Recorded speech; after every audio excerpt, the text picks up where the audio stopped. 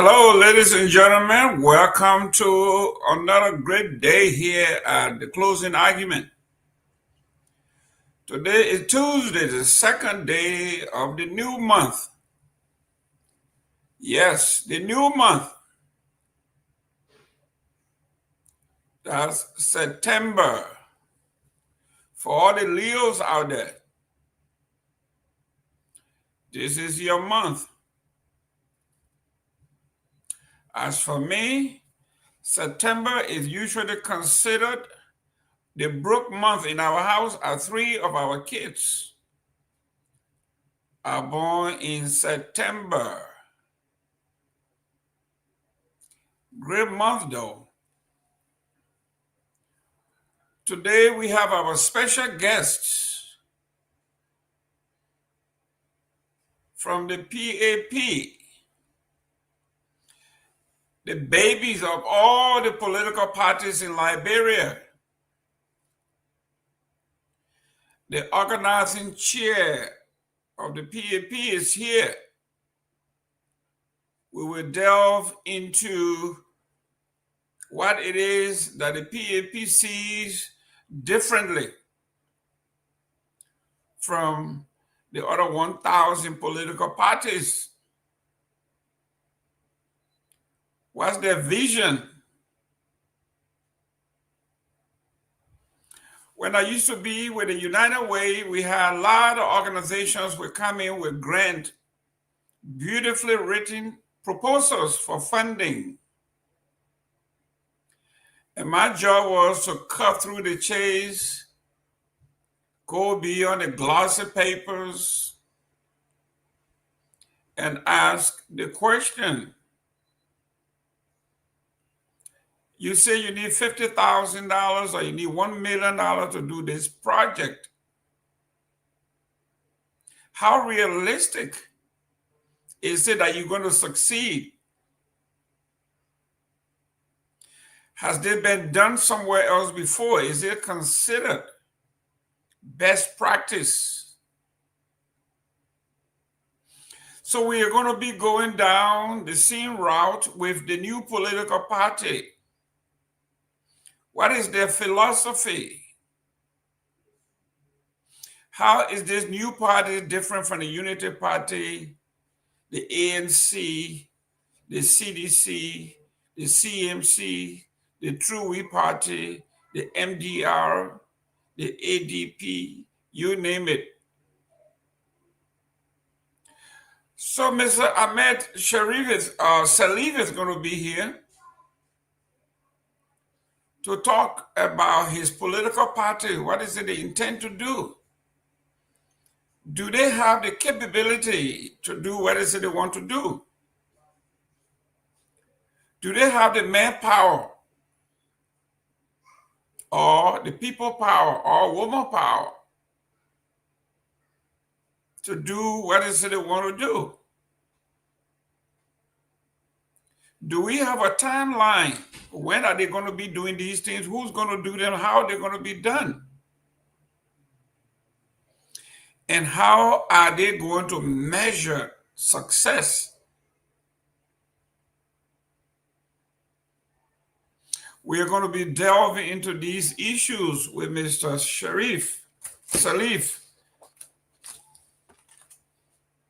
But before we bring in Mr. Salif, let me talk about a few things that are happening in the country. Oh, by the way, thank you. I'm wearing my bow tie here today. I was in Minnesota and a gentleman walked up to me. His name is Trocom Page. He said, you might be a Bassa man. And I said, why you say that? He said, you're like wearing bow tie. You like to be suave.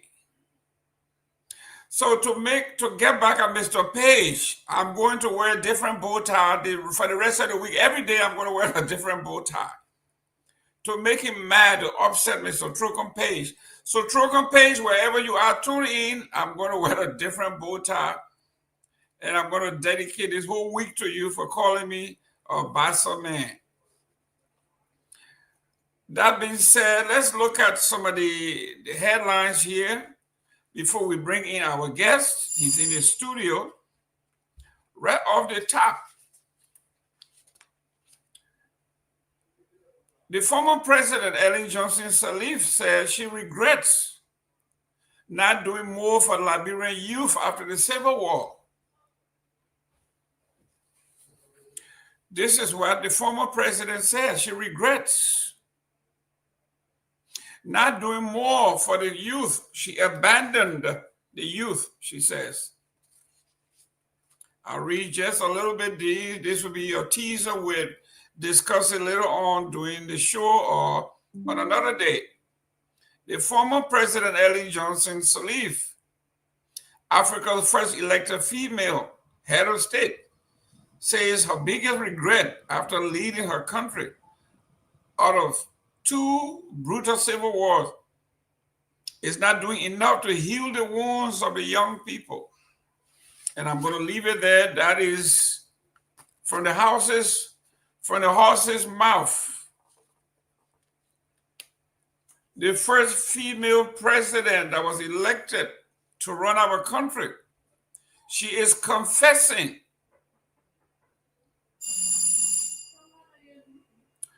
that she failed the young folks. This is Ellen Johnson Sirleaf. The LDEA boss ordered mandatory drug tests for agents, urging holistic fight. The fight against trafficking and addiction of afflicted drug remains the greatest national threat, says the newly appointed officer in charge of the Liberian Drugs Enforcement Agency, Deputy Commissioner for Police, Fitzgerald Biago. Biago took a drug test. We don't know who administered the test. We don't know what the results of the test will be. We don't know when the results are going to be published. While we are on the drug issue, the Liberia investigator says Liberia immigration officer is caught on tape telling you to hide the drug business. What is going on with the LDEA folks? Monrovia, Liberia Immigration Service Deputy Controller Jacob Jala is facing public backlash after a video surfaced showing him telling vulnerable youth that if they engage in drug trafficking, they should hide it and not call him for help when they are arrested. This is the deputy controller, the guy who controls everything, Jacob Jala. He said, you see everywhere they're catching people, carrying them to South Beach, Monrovia Central Prison for drug abuse and for the drug business, right? And the kid said, yeah. So if you want to do your drug business, hide it. When they catch you, don't call me. Hide your drug. You're selling your drug, hide it. Don't let them catch you. When they catch you, don't call me for help. Don't put me in trouble. This is LDEA. I don't know where to get these folks from, but the deputy controllers is telling the folks, if you are a drug trafficker, you are a drug dealer, hide it. Don't let them catch you, because when they catch you, don't call me. Hide it. You are a drug dealer, you drug trafficker, hide it. Hide the drug. Don't let them catch you. When they catch you, don't call me. Just hide it. You are a drug trafficker. Let me welcome Myean. Myean, how you doing there, young man? I'm doing good, Mr. Gayman, and how you doing as a family, as the girls? Everybody is doing well, except our LDEA folks. This one shocked me. That's the kind of country we have. Huh? I said that's the kind of country we have. The deputy controllers are telling the folks, hide the drugs. Don't let them catch you. If they catch you, don't call me. What is going on over there? Then, on the other hand, it said the LGA officer in charge of the mandatory drug test for staff.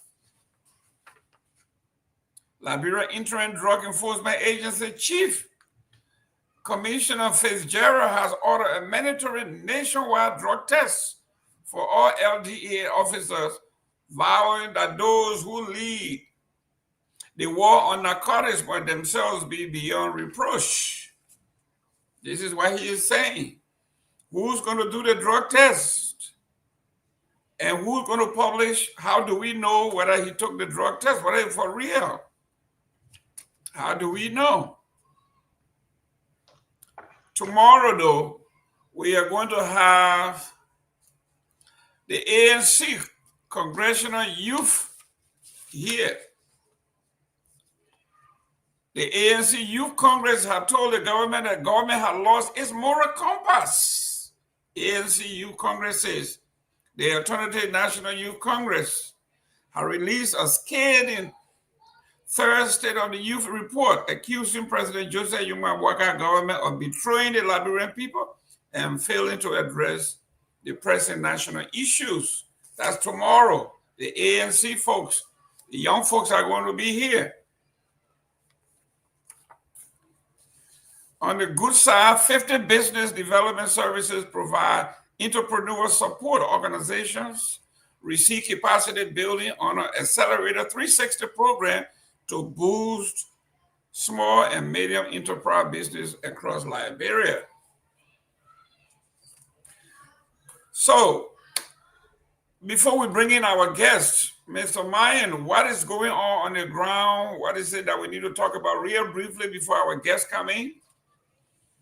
Okay, so Mr. Gayman, like everyone will know, today we have a lot of things going on within the country, most especially everyone attention were at the ministerial complex today, where the government of Liberia breaks ground for the construction of two overpasses, bridges within the Converton Belt and also the entire Mosrado, because this overhead bridge, like we call it in Liberia, overhead bridge, it will be able to enhance the traffic congestion, and also they will be able to help the drivers and help the citizens who will be going to various destinations to be able to reach to their area on time. Because if you leave from Painesville, here you go into town, probably you might be going to work maybe around the Ministry of Finance or Broad Street, and your usual time of work is about 9 to 10 o'clock. Probably about you might wake up around 6 or 5 a.m. to wake up earlier because you want to get at work. If you don't do that, you will get late every day, because the kind of traffic we have in Liberia is very, very serious. At times, if you leave from here in the morning about 5, 6, 7, before you reach around 10 to 11, you sit in traffic, huge traffic, not just or traffic that you sit there for like 5 to 10 minutes. Sometimes go up to 30 minutes.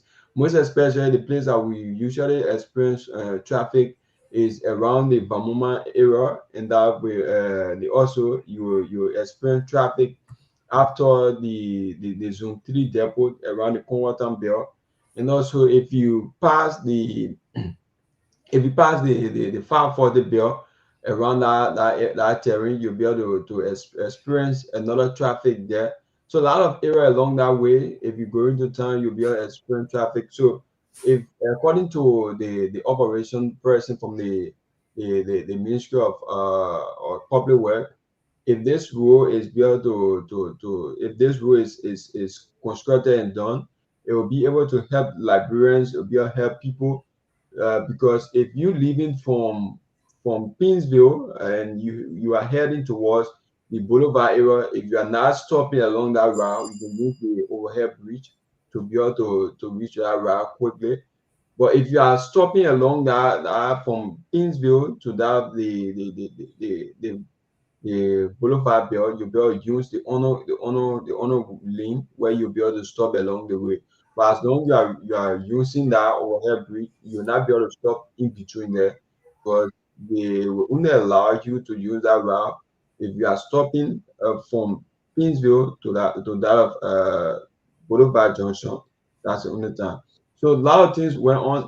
We listened to the president today, and with this project, we've been hearing from citizens, we've been hearing from opposition that this project was negotiated in the year 2022 with the former president George Manawia regime, where the public work minister Mana Ruth Coker Collins, she's the one who negotiated this entire project with the Chinese government. And a lot of Liberians were saying government is continuity. If this government leaves from there and that another government comes in, this the same thing that we experience. So it's not something like we are still seeing this like, oh, we will say we are project and that early project, and we come again in Joseph Baga, yeah, we see another person project. So I don't think it will be necessary. Let us as Liberians come together, because if we say we can say anything on this project, we should be saying something after the government have already announced that from now to 2027, if this project is not done within that time frame that they have shown the Liberian people, that's the time we should come out and say, yeah, this is just something like, oh, the Liberian people, the government feel the Liberian people, or the Joseph Newman administration, the Liberian people, that they were going to construct this project, and then they did not do it, and then we come into election now. So I think that's the time Liberians should be able to come out, but we should not show it to be like we are all partisan, we doing this for our party or love for politicians. Though that's something that I don't think it will be necessary. It's something like I personally degrade. It's not something like it will be necessary for our country, because we all as Liberians we should come together. Because if you pray for your country, you should be able to pray for your government, whether you from opposition, no matter your status, no matter your religion. We all need to pray for our country and be able to pray for our leaders, because if this government succeed, the next government will be able to have smooth time, be able to have good operation to be able to do the Liberian people work. But if you pray for this government to fail, and then this government leave for in power, another government that will be able to come there, they themselves will be able to be praying for you to be able to fail. So I don't think it will be necessary. So it will be like repeatedly after from one government to another. It will not be able to do anything for our country. It will keep carrying us backward while the other countries out there they are doing good things for themselves. They are coming together, no matter the political affiliation. If this government wins, they all come together and be able to put support, put ideas together to see how best they can be able to push the country forward. But to sit there and be like degrading something. So one thing I observed is that this same project that was to be launched that is launched today, it was to be launched some part of February, where we started to ask the government what's the reason is that this project is delaying. So based on that, the public work minister explained that this place that they are building, the overhead bridge, we have a lot of citizens, a lot of Liberians who have their homes, have their property there. So they are working on other things to be able to pay them off, so that they can be able to relocate to another place that they can be able to start this project. So that was the reason that this entire overhead bridge project been delaying since February. And then today, officially, the president launched this entire project. So this project will go up to August or October 2027. And that's the time this project we should be expecting to be officially turned over to the Liberian people, so that they can be able to use it.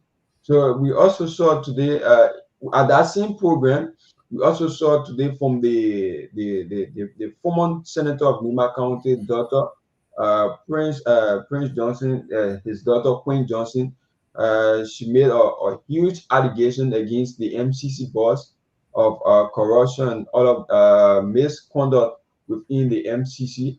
But this particular video for her had been circulating on the social media just during the program up to of the present. This video has been circulating on the social media.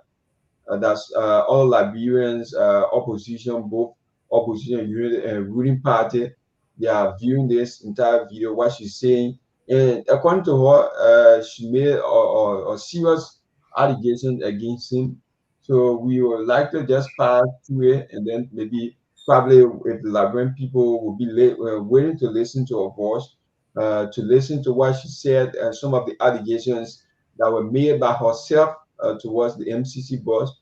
We'll also play it for Liberian people to know. But we have our guest. Our guest is in studio. Yes, So bring the guests in. We will discuss the video, and then we will also discuss the article, the write-up from Dr. Moniba. yes. Dr. Moniba wrote something nice we will discuss when our guest leaves. But his contention is, why does it remain so difficult for Liberia to truly develop? This overhead bridge was first committed to in 2015, 2016, alongside the ministerial complex. I know because I was in the room helping to plan and negotiate it as the Minister of Public Works, Judy Bryant, and then Deputy Minister Gideon. Yet, from 2017 to 2024, nothing tangible has been done. Now, nearly 10 years later, we celebrate a groundbreaking for the very same bridge that should have been completed long ago. This is not progress. This is delayed, he said. It is mediocrity. And it is painful reminder of how slowly we are moving while other countries that were once behind us are racing forward. That is Dr. Moniba. We'll discuss all of these political issues when our guests leave. But for now, let me welcome the organizing chair of the PAP, Ahmed K. Salif II. Welcome, Chief. How are you doing now? I'm all right, Jerome. Thank you for the invitation. It's an honor to be here. I'm looking forward to the conversation. Excellent. Let me welcome the Dean of our Cabinet, Honorable Sylvester Pewee. How you doing there, Chief? You are muted. I'm good, Chief. Thank you for having me. I'm good. Excellent, excellent. And Mr. Pewee with us today is Honorable Ahmed K. Salif II, the organizing chair of the PAP. We don't know why he's here. We're going to discuss what the PAP is, what the PAP wants to do, what is their vision, what is their mission, what is it they're going to do, how they're going to do it. Do we have a timeline? Have they done this before? What sets them apart from the 22 other political parties and the 10 that is coming? So if anybody else is off with the encyclopedia of answers, I think it is Honorable Ahmed K. Salif. Chief, welcome. How are you doing, and how is Liberia treating you? Thank you again, Jerome. I'm doing well, except I'm tired today, actually sleepy. Being in the organizing chair of a fast rising political movement is more than a 24/7 job. You know, you're working on timelines of multiple continents. You barely sleep. So other than that, I'm doing well. I'm really excited for our country, and I'm here to discuss the People's Action Party, PAP, and answer those questions that you have, and you and other Liberians who may be listening to us around the country on radio, who may be watching your program live right now. So I'm here, and I'm really excited for the opportunity to present the PAP to the Liberian people. Excellent. Ladies and gentlemen, do us a favor, share this show. Let the folks know that we have the much talk about PAP here. And we are going to be talking about governance. We are going to be talking about issues that affect our country.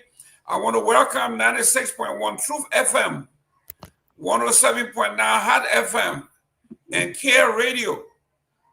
If you are honor our voice, this is your chance to interact with the chair. I will call him the chair. He doesn't want me to call him the chair.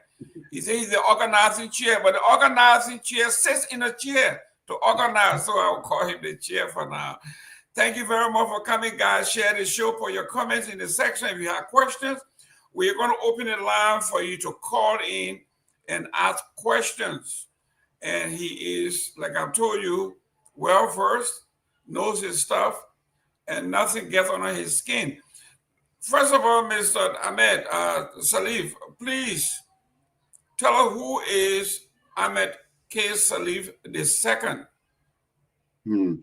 Thank you, Jerome, again. I am really grateful for this privilege and opportunity to speak to Liberia and to speak to the nation, speak to the Liberian people, our people, across the length and breadth of the country, across the Liberian diaspora, and friends of Liberia and residents of Liberia.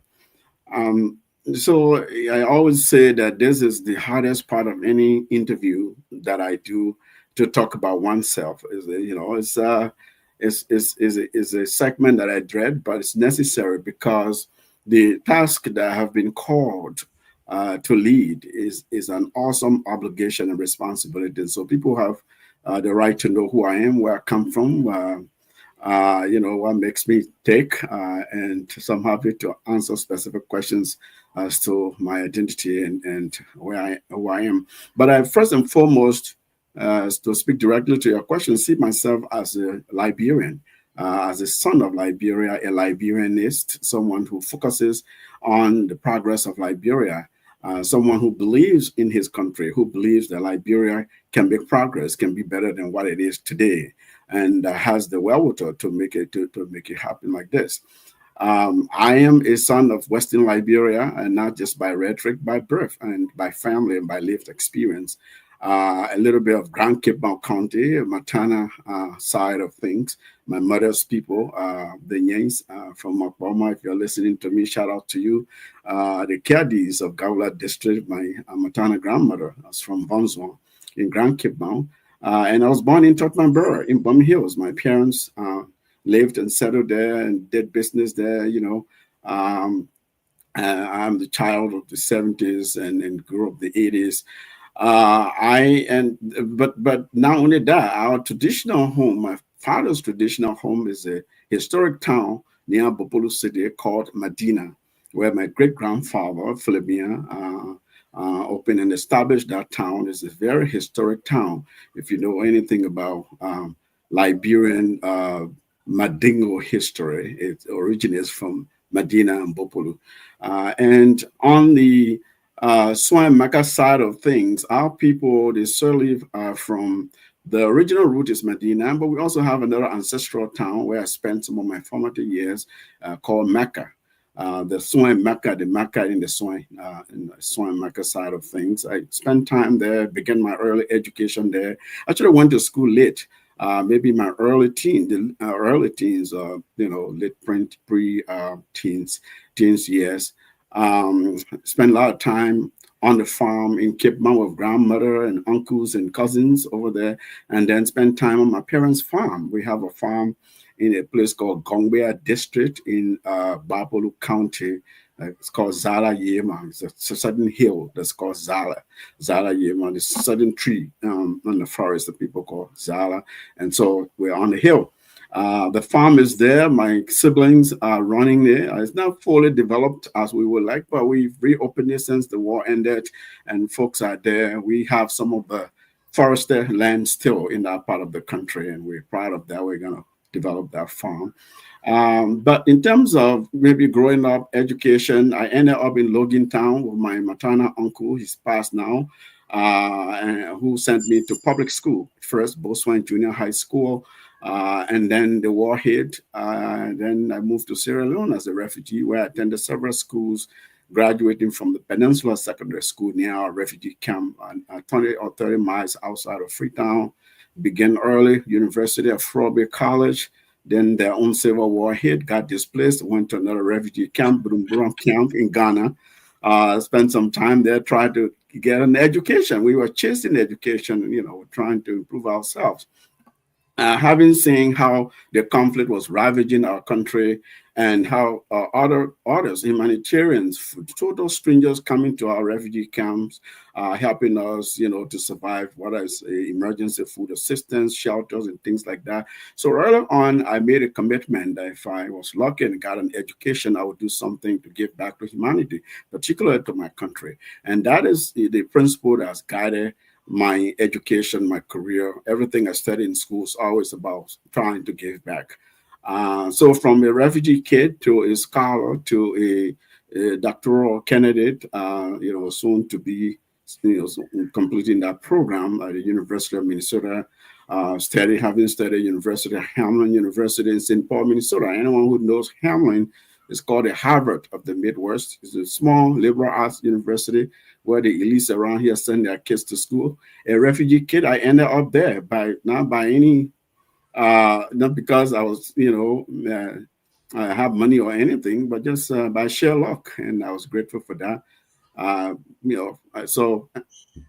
Required some education, worked in international development, worked in governance, on governance matters, human rights, and so on. Have spent a lot of time in Liberia, supporting Liberia, working in Liberia, undertaking different ventures in the country, around the country. So I'm happy to dive deep into some of those specifics if you're interested. But let me stop here and really look forward to your questions and the conversations themselves. Great. If you are from the Boswin school system, of all your achievement, that is the one that will be grounding you to Liberia, Boswin. Let me welcome the chief. I went to other schools in Liberia, in all fairness, but I highlight Boswin. I think I have some of the greatest memories there. So let's. Okay. Yeah. Boswin. All the folks from Boswin. You got a representative here who is representing you well. Honorable Pewee, here is our guest. Those of you that went to school in Liberia from grade to the end, like he says, one saying from the present president, President Joseph Boakai, he said, "Don't stop until what's chasing you stops." Right. The lack of education was chasing this man. He never stopped until he got what he wanted to get, and he's still being chased. So here he is. Pewee, we have a guest here. Your first take, first shot at this great man and a great organization. Let's know what this organization is all about. You are muted. We can beat myself and forget that. Jerome always tell me, don't do this, don't do that. But again, let me say a very wonderful good evening to you and welcome to you, Mr. Salif. I listened to your brief story. I'm impressed by that, and it's also good to always listen to a comrade narrating this kind of a touching story. The passion for education is very important. It's paramount towards pushing our country forward. That's a very good thing. But before I can kick this thing rolling with you and not getting started, from our perspective, I just want to know, have you been a member of any political party before in Liberia? No, I have not. I've not ever registered as a member of parties into any political party. So, though I've provided support, tactical support, advice to political individuals and political parties. Okay, so you've been a sympathizer to a certain political individual or political party, not a member of any political party. That's correct. Not a member, but I've been sympathetic to Liberia. Anyone who I saw, I thought was making progress or had good intentions to move the country forward and ask for my help, I provided. Okay, good. Just a short thing. I just want to set the business to what we go with that. Why have you not joined any political party in the country? Because, I've said this many times, and I'll keep saying it. People say that it's a collective rebuke, but it's not to cast any aspersion or impugn anybody's name or any party's name. It's the culture of political party in Liberia. Look, from 1869, the Republican Party and the True Whig Party, when Edward James Roy was president, got elected. I believe it's under the True Whig Party umbrella. It was always really about individuals, about group of individuals, whether it was dark-skinned Americo-Liberians or mulatto light-skinned Americo-Liberians who were call themselves the Republicans and the dark-skinned, mostly from rural Liberia, Maryland, and other places, set up the True Whig Party to more modern parties in Liberia, if you will, like the Unity Party with the late Dr. Edward Biankesely, with the Liberia Action Party and so forth. The focus has always been personality-driven, individuals-driven, and not institutions, and not institutionalism. And that translates into governance, how we run our country, how we think about government itself. So those who study statecraft, those who study how countries have developed or how countries take off, they emphasize that one has to build inclusive institutions. By that, I mean institutions that are diverse, institutions that focus on developing and growing leaders who then can deliver, that are immune and can deliver for their people, for their communities, for their countries. And so we are introducing a new idea, a new way of doing politics in Liberia, saying, look, listen, we have the wherewithal, we have what it takes to move our country forward. We're not happy with the conditions of the country. We're not happy with the state of affairs of our people and of the country.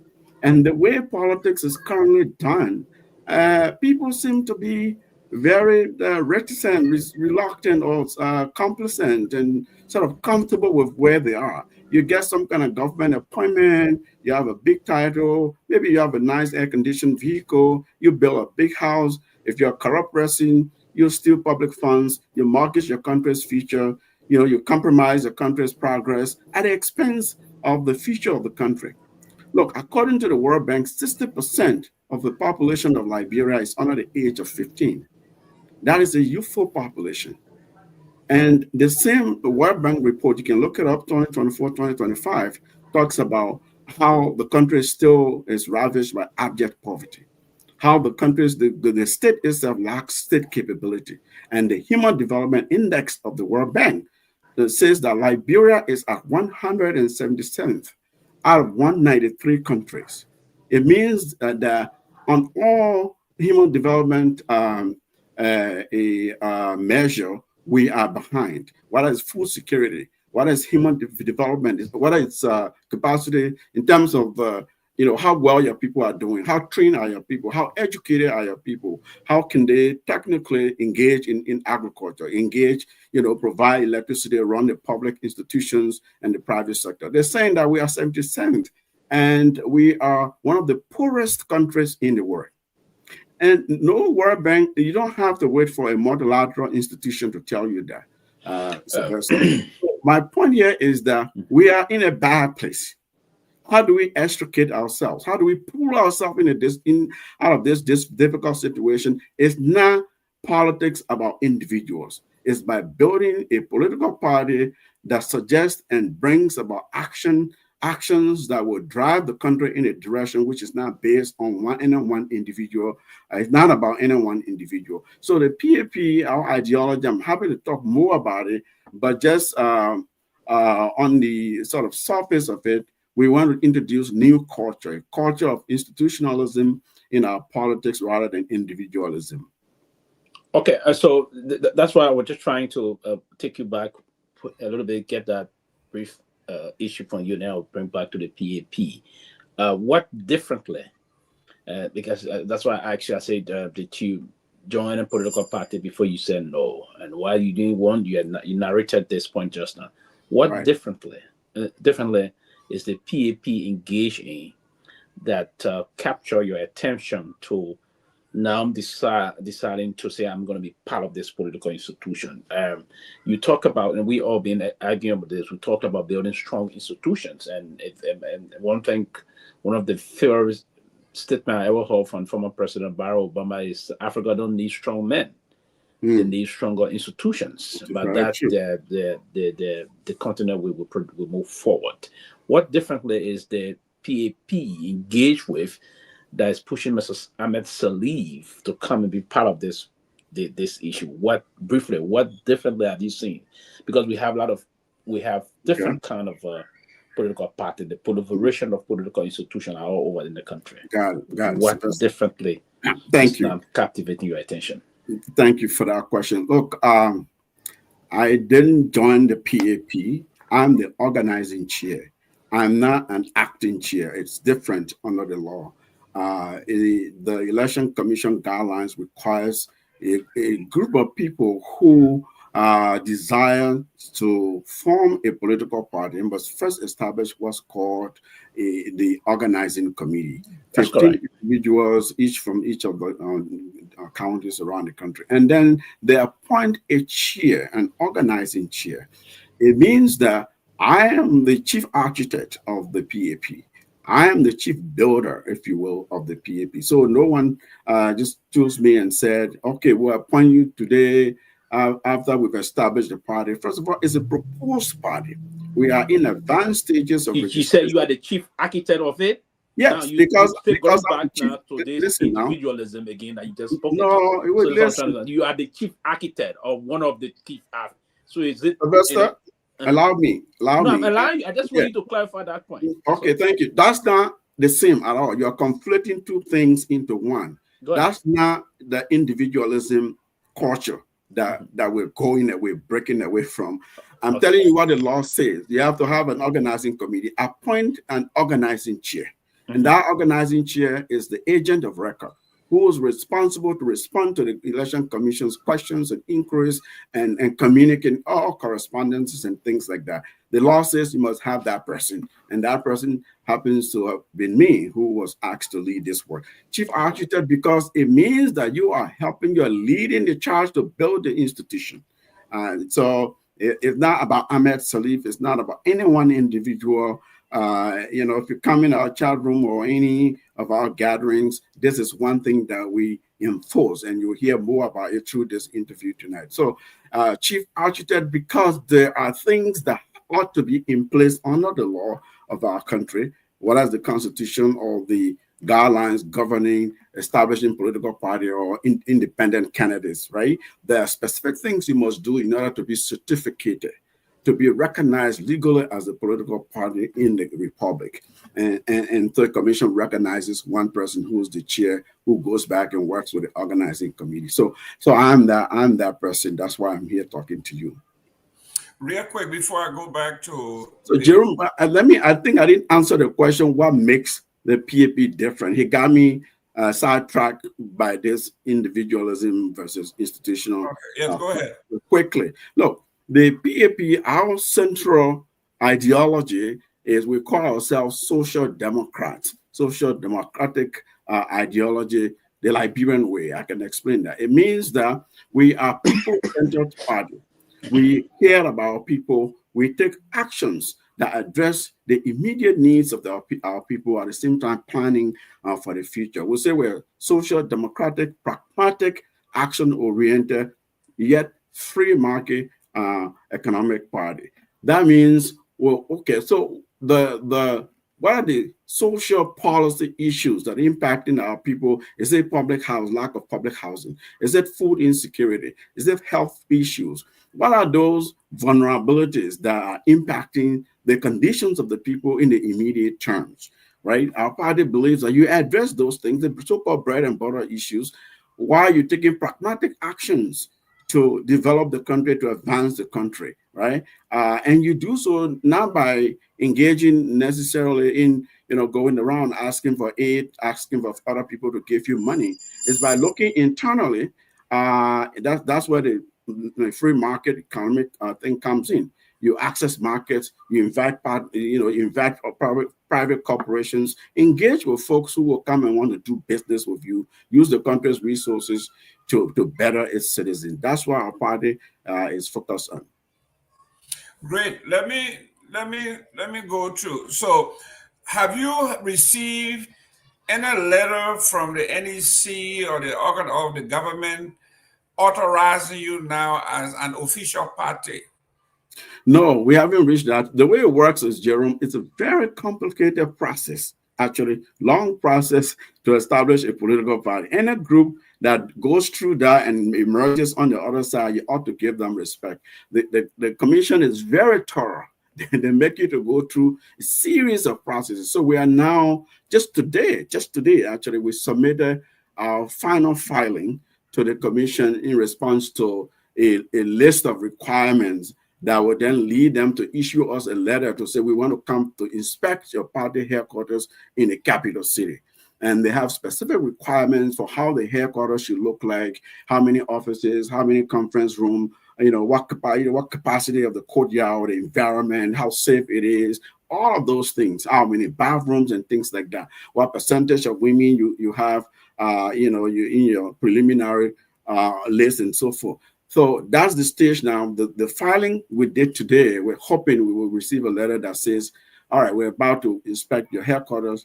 After that, then they ask you to take your proposed party to its first national convention, where you elect party officials, a standard bearer, and appoint other officials who will then steer the affairs of the party. So the question, no, we haven't been fully certificated yet. That's why we keep saying we are a proposed party. Okay, today we're going to go to who is Joseph to this particular organization. Is that a question, or are you going to go there?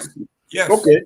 Look, Senator Sir Joseph, as you know, whether you like him or not, agree with him or not, he's a magnet in Liberian politics. He's a major stakeholder, someone whose work, who's demonstrated work with his people, particularly in Mansorado County and other counties as well, we believe align with the ideals of the People's Action Party. So he's an affiliate, he's an associate to the party. He's someone whom we invited based on what we see him do, his lifestyle as a politician, what is building a technical college, what is about bringing containers of medical supplies, taking them to various counties, what is building markets for our people, what is building, paying tuitions or advocating for government to provide certain services to his constituents, but also to other folks around the country by and large. We believe as a group, both in Liberia and outside of Liberia, folks who came together and thought that the PAP was the right way to go, invited the senator. He's a sitting senator, and we don't speak for him. He has his own office. He speaks for himself. He has staff. We're now affiliated with that. He's not the standard bearer, nor the political leader of the PAP, at least not yet. Because I just said earlier, under the law, you're invited to take your proposed party to its first convention, national convention, where your delegates then will elect officials, including standard bearer / political leader. If the senator puts his name forth at a convention and delegates find him worthy of being standard bearer of the party, if we elect him, then he will be our leader, and we will work with him to propagate the ideology of the party and to advance the causes of the country. Before I go to Honorable Pewee here, let me read the interview that he just had with Leonard Dudu of the Liberian Investigator today, September 2nd, 2025. It says, Mansorado County Senator Sir Joseph, political leader of the newly minted People's Action Party, says Liberia faces a looming health crisis that could prove catastrophic if leaders fail to act, and vow his party will focus on solution rather than political insults. Speaking Monday on OKFM, Joseph warned that Liberia's fragile health sector is at a breaking point. 10 to 20 years from now, considering our health system and situation, when nothing changes, in the next 12 years, we all will die, he says. If we don't put in place a robust healthcare system, some of us here, including me, will not be living. That is the reality, he says. The senator said the crisis called for honest and urgency and urgent, noting that nurses are overwhelmed and many patients lose hope because they don't have full treatment. So he, as political leader of the party, will make sure that he put in place a robust healthcare system. Are you contradicting each other here? Not at all, Jerome. Listen, I listened to that entire interview. Not once did the senator attribute to himself that he was the political leader of the PAP. Reporters in Liberia, unfortunately, mischaracterize, misrepresent. I've been at events where I've spoken and they've, misrepresented me. I give you an example. The Montserrado County organizing group of the PAP went to have an acquaintance meeting, and the senator graced the occasion. He spoke there. They said at the launch of the PAP. We didn't say that was a launch of the PAP because you can't launch until election commission's certificates you, right? That's just an example. And then we went to clean our newly acquired headquarters in Congo Town, and the senator showed up there as well. Look, I mean, it's a new party. We want to demand. He's a sitting senator. He's a magnet. He's part of the PAP. No denying that.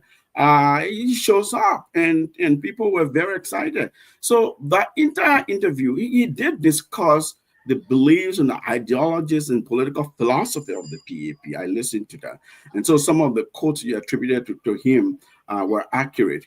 That he said that. But in the very quote that you just read, he didn't say, I am the political leader. The reporter said, the political leader of the PAP. So look, when the time comes and the senator is a political leader, we will say so, and we will proudly present him and represent him and work with him under the party's doctrine.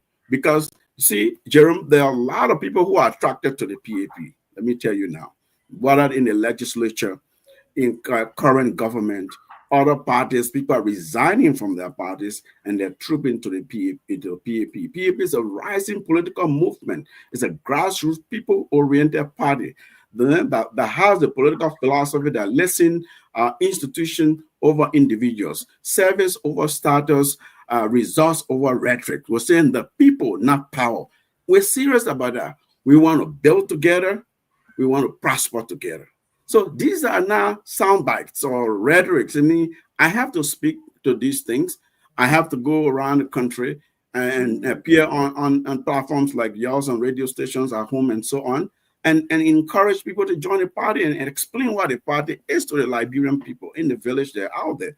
Other than that, you will see us acting more than talking, because we're saying, there's been a problem in our country. We've been far too comfortable with just, praising ourselves and acting less and really sitting around seeing our people suffer in abject poverty. That's not to say people are not doing things marginally. They are. I mean, there have been successive administrations in and out of the Liberian government. Some have done well, some have done absolutely nothing to alleviate the suffering. The unjustifiable suffering and conditions of our people. You just ought to look at the capital city as a Liberian and see if you are proud that a European diplomat has to come to your home and say, this is the filthiest capital city of the world. This is the dirtiest city that I've seen so far. And then we are so angry. But it's just the truth to it. How can we, proud Liberians, who were once people who built Africa, others came to our country, South Africans, Namibians, Zimbabweans, those freedom fighters, they came to Liberia. Nelson Mandela or Kwame Nkrumah came to Liberia. They send the people to our business school, to our law school, our medical school. Where are we today? So we cannot be proud of that. We ought to do something. We have the obligation and responsibility to do something that changes mindset, that changes behavior, so that we can move the country in the right direction. And we have some ideas and some practical solutions to suggest. We will. Great. We will come down to that. Honorable Pewee, I have not heard anything that separates PAP or the proposed party. We're not going to go to the other party. We are going for the honcho, which is the Unity Party, because that's the party we all want to get out of power.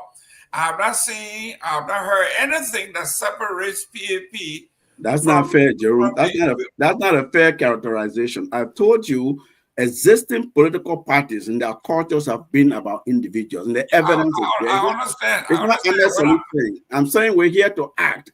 I've laid out the differences in the philosophy, the ideologies. What is Unity Party's stated ideology, Jerome? Oh, I don't know. All I hear about is arrest. What is the CMC stated ideology? Well, the CMC has, of course I can. The CMC, like I said today, is not a CMC day. Today is okay, so I'm just trying to challenge you what I'm saying here is exactly what you came to do. Okay. To tell us what sets you apart from everybody else. Let's do it then. I have here the legal document for the PAP, I mean for the CMC, and it won't be fair for me to read because, like you say, you are in a formative stage. Right. So nothing is solid yet, but we want to see. Mr. Pewee, go ahead. Thank you, Jerome. I listened to the organizing chair, and at one point he's trying to distance Sir Joseph, but in the explanation, Sir Joseph is attending almost all of the major program for this organizing body. I just want you to tell this audience what is the senator's own personal role he's playing with this party briefly before I get to my next question, because just the moment we listen to you say Sir Joseph is not this, but he's almost at almost all of the major function. Yes. So what is the role in the organizing issue of this party? The attention is focused on the senator because he's a sitting senator, because of who he is, because of what he does in the country. But there were hundreds of other Liberians who are so moved by these ideas and the action, the things they've seen or doing, what we're about, what we're setting up to do. They've been going to our events. This man is a member, a partisan, a would-be partisan of this party. He's an associate to the PAP. Okay, so he's just an associate to this PAP. Yes, because to the incoming political party. No, we haven't gotten to a point where we've elected any official. Yeah, that's what I'm saying. He's just an associate. He's an associate. Is he a founding ideologue? He's not a founding member. No, he's not. He's not a founding member. He's not a founding member. It means that he's not any founding documents at all. I come to say, is he not part of this funding movement for now? He is, but he's not on the committee. Let me tell you. But you just said he's not a funding member. No, Pewee, I explained earlier what the election guideline says. You establish an organizing committee of X number of individuals. They elect a chair among themselves. And that chair is the organizing chair who's going to run this thing here, okay? Until then, the commission issues you a letter to go canvass for 3,000 members, initial members, okay? At least in 6 counties, 500 per county. Is he one of the signatory to organizing the party? He's not a signatory to anything, but he's one of the 3,000 people that we've canvassed for. Okay. So my next question, I just want to know, and this is very good. I listened to you, and you went deep back to the two-week party and other political institutions in our country. We've been having a lot of proliferation of different political institutions, and many of those political parties haven't really consistently talk to the people of Liberia how the intent of institutional building rather than individualistic way of thinking on a political party is. We went back to most of those political institutions. They've been funded by individuals. Right. If you can recall, when the slim president passed, the NPPL went down, went off. When the former president went to jail, the NPP just broke down, and the rest of that. But I want to find out from you the way, because we'll learn that this new political party got an institution, a headquarters, and all those things. I just want to know, where's the funding coming from for this organizing political party, a brand new institution coming up? We're seeing a lot of things unfolding. So we just want to know, where is the funding coming from? What's the channel of the funding? Fair enough. Look, when a group of citizens is moved to take action, they do take action. We've been donating money, volunteer contributions, among ourselves, both at home and abroad, Liberian citizens coming together and saying, let's do this. An affiliate or a member of our organization gave us a owner equity loan. I mean, as an organization, you go to people say, look, who here is willing to put down $2,000? Who's willing to come over? So from 100 Liberty to $100,000. We've had donations people put there. Initially, the commission requires that you must have a bank account with a balance no less than $10,000. You must have an indemnity insurance that is $100,000. So we've had people volunteer to do those things, and we say, look, the law says you must acquire a headquarters in the capital city. And they will inspect the headquarters. It has to be furnished. It has to be to a certain safety standards and all of that. Who's willing to loan us money? We enter an MOU with individuals in the party, and they put the money forth. It's not against the law. That's what the organizing process is about. As the organizing chair, my job is to look for those resources. My job is to. Who's paying for your party headquarters? Say that again. Who's paying for the party headquarters? I've just stated that we've raised money. We acquire a loan from one of us who's willing. Sure, the bank is giving a loan. Because listen, if you are a political institution, I come in, Chief. You are a political institution. I didn't say a bank. I listen to you criticize other political parties, and I like that. The new political party is coming. You just broke a very great news. I hear that you're taking a loan. So, which bank is giving this loan, and how much is this loan? A bank does not. A bank can give you a loan, but an individual can have resources. What's the name of the individual in terms of transparency? Transparency. No, I'm not. And how much is the loan? Hold on, Mr. Sylvester. You see, as a journalist, I went to journalism school a little bit myself. When there's some information that if the individual, the donor, wants to remain anonymous, we will do that for now. We will do that. I just told you. Are you not a transparent political party? Hold on. Pewee, let me interject here. We don't want to make this yes, but Ahmed. Let me clear that up because we will create a perception problem here. See? Because I got a release here from Sir Joseph where he said he paid $100,000. That was on Monday last week, where he said he spent $100,000 to purchase a headquarters in the Myean all over the place. I think you didn't do justice to me, Gayman. No, I'm coming. I just want to mention I'm coming. Go ahead. I just want to put that in. Go ahead and Pewee land so I can go to. Okay, so now there we were coming, and Mr. Chairman, I like your tenacity and the focus and the exuberance you bring to bear, and that is an extraordinary thing for a political party chair. You have to be robust in terms of defending the political institution. But what I want you to do, Mr. Chairman, is that this party is in the formative stage, and you try to project transparency. And they say when you talk about equity, your hands should be absolutely clean in terms of just opposing your facts versus other things that will come out. Now, the statement that was just read by Mr. Gayman about your not political leader, one of your members, in terms of this new coming up political party. There's an organizing political institution putting down $100,000 to buy. What can you speak to that? I told you earlier, Sir Joseph is a politician. They speak the language, they speak to their people, they do things to rile people up. And I'm not here to speak for the senator. I'm not a spokesperson. Did he give the party? I don't work for him. Did he give the new party $100,000? I don't work for him. I do not work for his office, and I'm not here to disclose internal. Did he receive $100,000 from Senator? So if he invited me here for drama, for innuendos and things that but then that would be unfair. And listen. If you're on the show, Mr. Salih, 1 minute, please.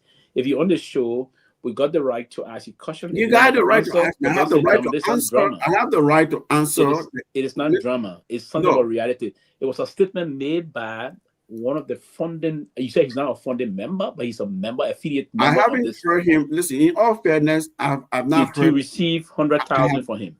I told you there was an anonymous owner equity loan. Did he receive, grant. Mr. Gayman, did he receive 100,000 from Mr. Sylvester, I'm not going to engage in this.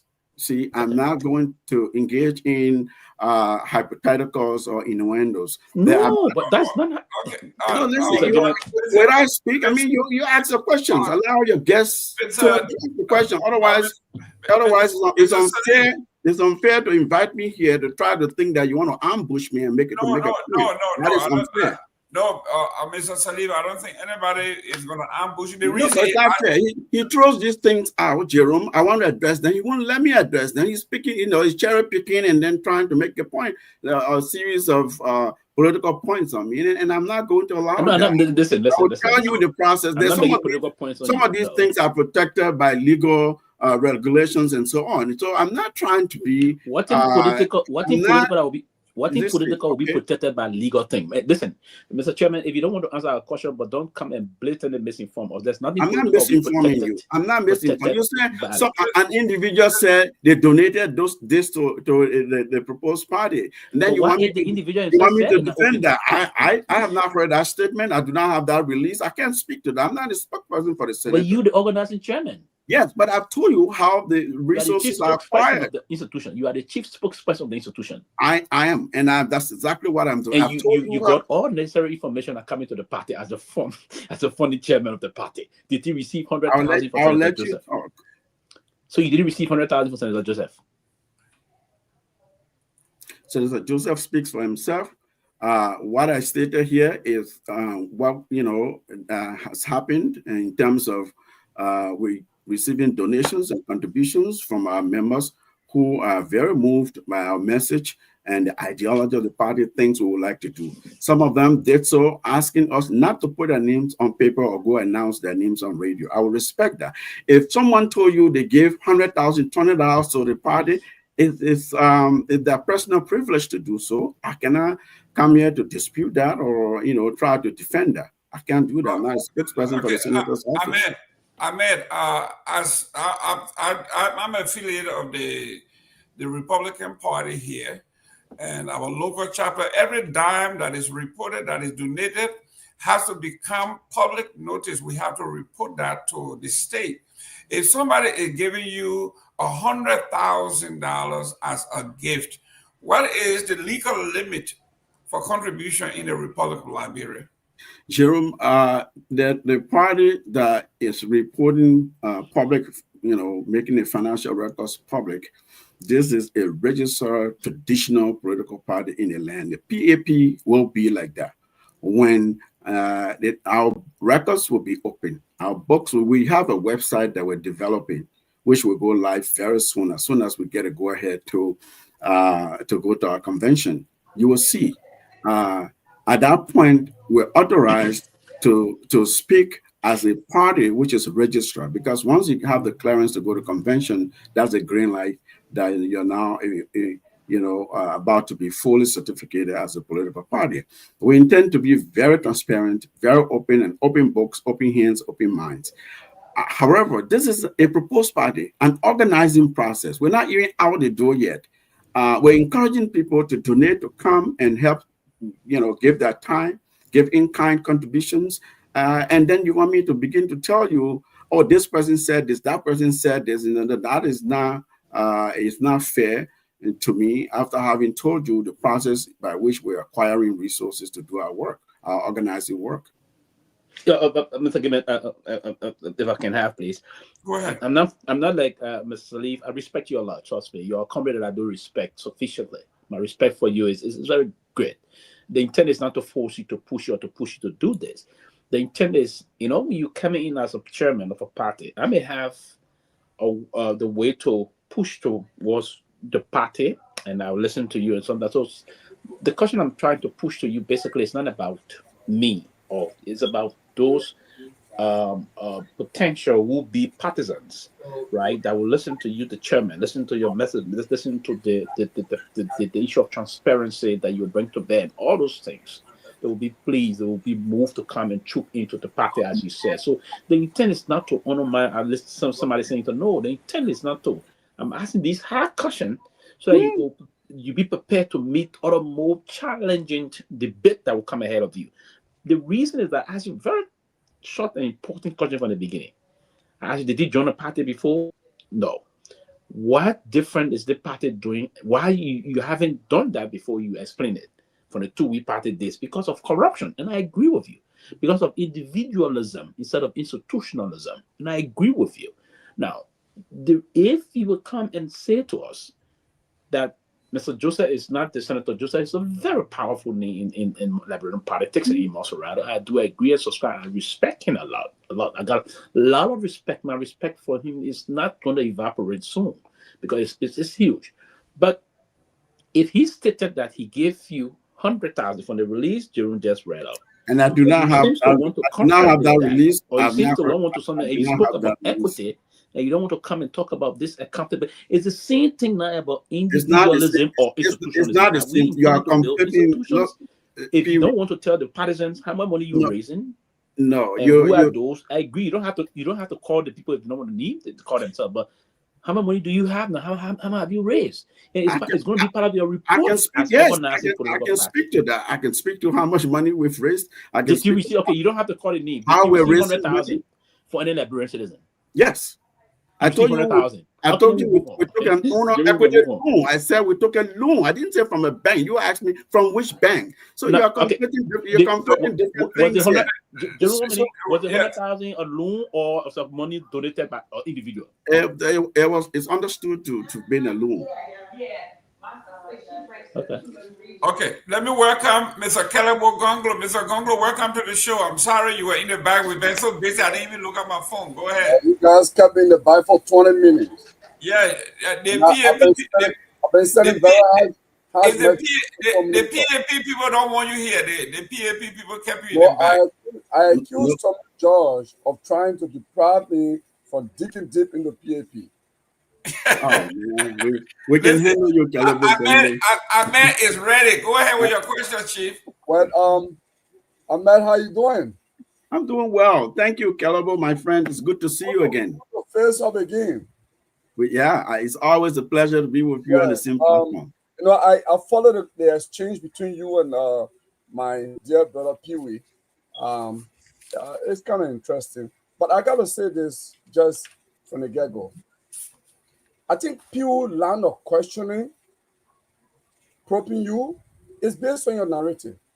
The way you came out. I watched you on FOL. You try to couch out a message that PAP is different and PAP approach is different. And your message, your strategy is counter, intuitive in a sense. It goes against established knowledge about PAP. What do you call established knowledge? Okay, so I'm going to explain myself. I live here in Pennsylvania. And for the record, Sir Joseph was in Pennsylvania multiple times in his recent visit. He has a series of small group, focus group meetings here and there in Delaware and Pennsylvania. And he disclosed a lot about his party and his intention. But all of a sudden, you catch out a narrative that says, in fact, he's an affiliate. That goes contrary to what people know, that Sir Joseph was inviting people to his political party. Now you say he's an affiliate. In fact, he's not his days. And for the record, I will tell you this also. You don't have to agree with me. I do know Sir Joseph passed out your name to a couple of people that, I'm thinking about one Ahmed Salih to be my party chair. Or what you guys think about that? That message, that conversation, I had with two different persons. Okay? So to come and say, this is an independent, broad-based citizen action, Sir Joseph has just been recruited.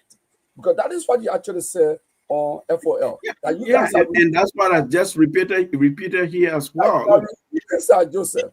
Whereas the established knowledge is, and Pewee and everybody here can bear me witness on this. Because we discussed this even on this platform, that Sir Joseph was established our party. Kehleboe, just because you make a claim does not make it an established fact.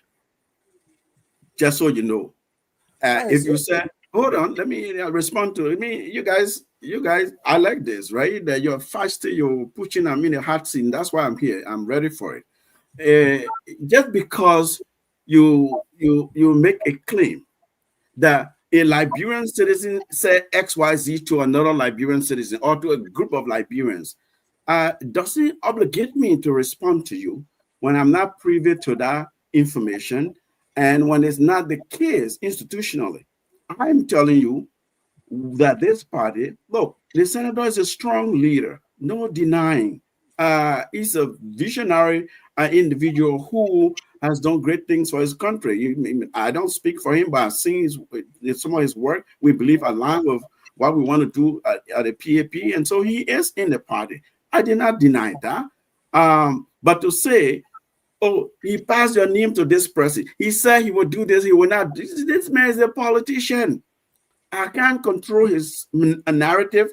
What I'm telling you institutionally, what we're enforcing inside the organization as we develop it, and as you will see, the public will see as the organizing chairman of record, this is what I'm telling you. So whose narrative you're trying to couch here or present as the institutional established knowledge? I'm not here to discredit the senator or dispute anything that he may or may not have said in public someplace. But as the organizing chair, I do not have that information. And I'm telling you what the case is as we build and organize this party. So I saw your comment under my post in your insinuating similar thing that you've just explained here. Kehleboe, I was not in Philadelphia when an alleged statement according to you was made. I am not responsible for that. Look, there are individuals who are very excited. They've come to the party. I told you earlier, they've resigned from other parties. They've had experiences in other parties. They've come to the PAP. Some believe that same practices that they experienced in their previous party are the same practices that they will be experiencing in the PAP. And we're telling them, look, listen, this party is going to be open, and it is open to all Liberians long you are 18 years of age and above.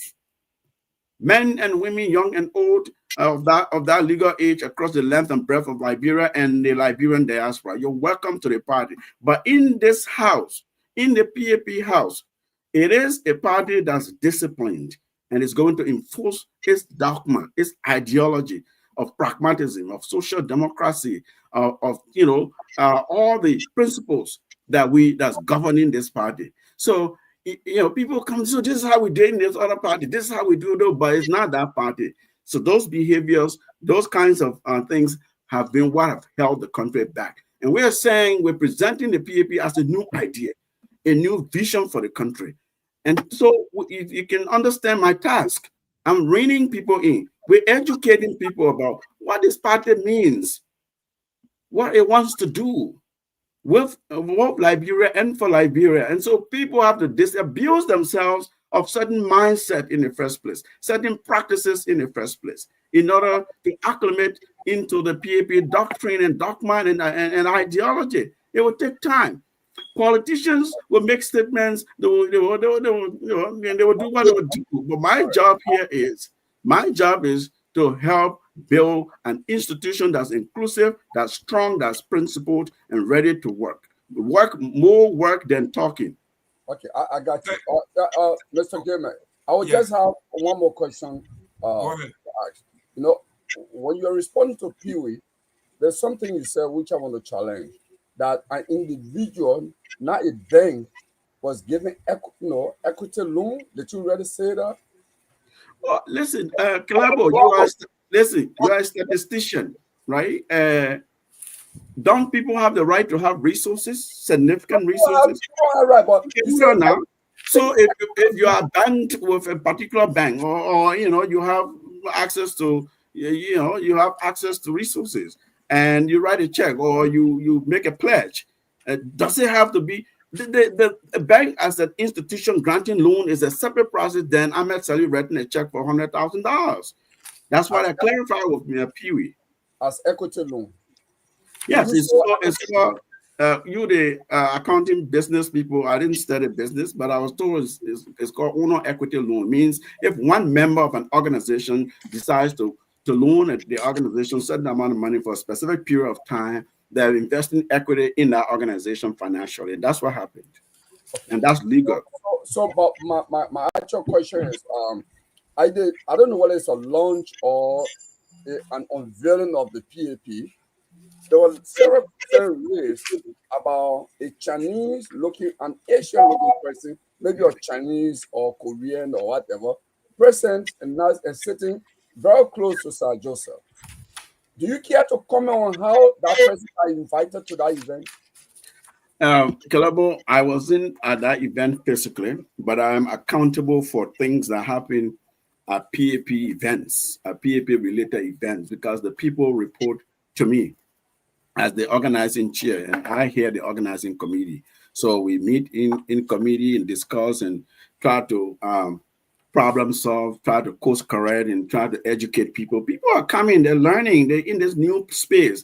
They're being in the CDC, they're being in Unity Party, they're being in, LPP, and all these parties. And these are things that happen here, there, and yonder. And they think it's the same thing, business as usual in the PAP. And we're trying to educate. It's difficult. You have to, if you were in my chat room and following, you will see how sleepless, how many sleepless nights I have trying to educate and control people. This was a public event that was organized by the Montserrado County, emerging Montserrado County branch chapter of the proposed party. And it happens that the senator had returned from a long overseas tour and was invited to this event.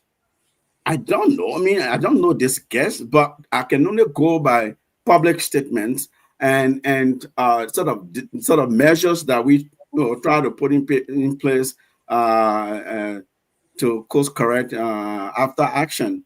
It was that okay. This was a partner, unrelated PAP partner, who the senator invited to this event.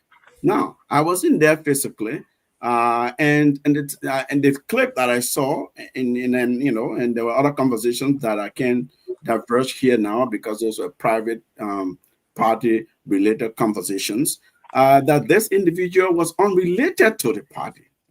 That this was a partner that the senator is acquainted with, and they're doing other types of business. Who happens to have been with him, and he brought him along to this event. Of course, media will capture that, and questions were raised about that. And I heard on the clip the senator clarified that. So if you're fair to him, you watch that clip, you know what he said, right? That listen, this is my friend who and I, who's here to donate and support education and so forth and so on.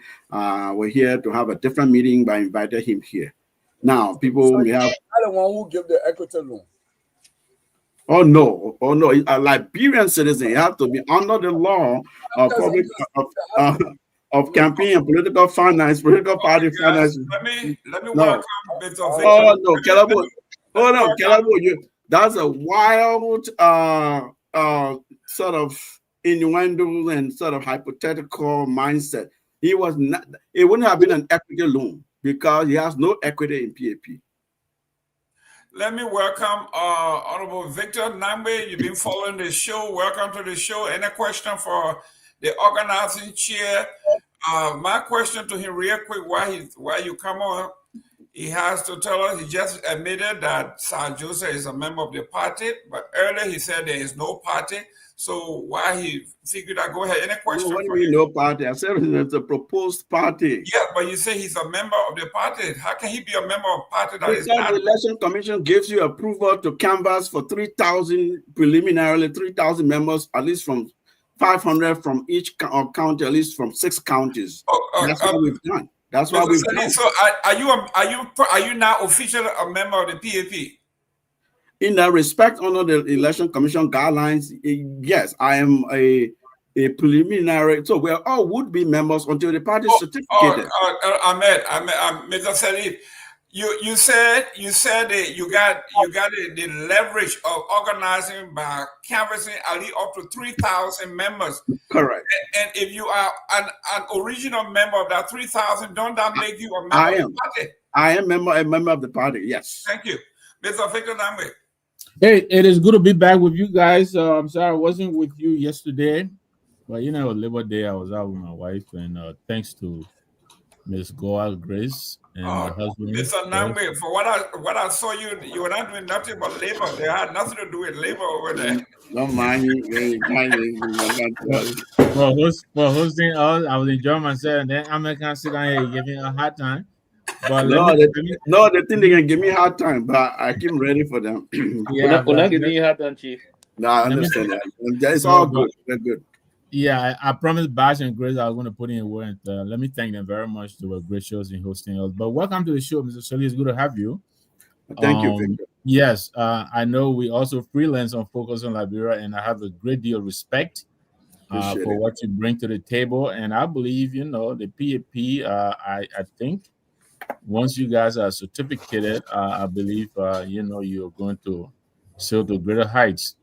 But let me ask you a few things. One is, when I watched your interview on FOL, you said the PAP ascribes to the Singaporean brand of People's Action Party. Tell us a little bit more why you guys are inspired by a party that's been in power since 1959. So just tell us what is it that attracted you guys to this brand of Thank you, Victor. I earlier said that social democracy the Liberian way. This party took a tiny island nation, islets and associated archipelagos, took a tiny island nation from a farming community to a modern, industrialized, upper income, high performing economy in Asia and in the world. The people from Lee Kuan Yew, 1954, the major electoral victory of that party, I think, was in 1959, but they actually were established by a few Singaporeans, just like we're doing in Liberia. It started in 1954.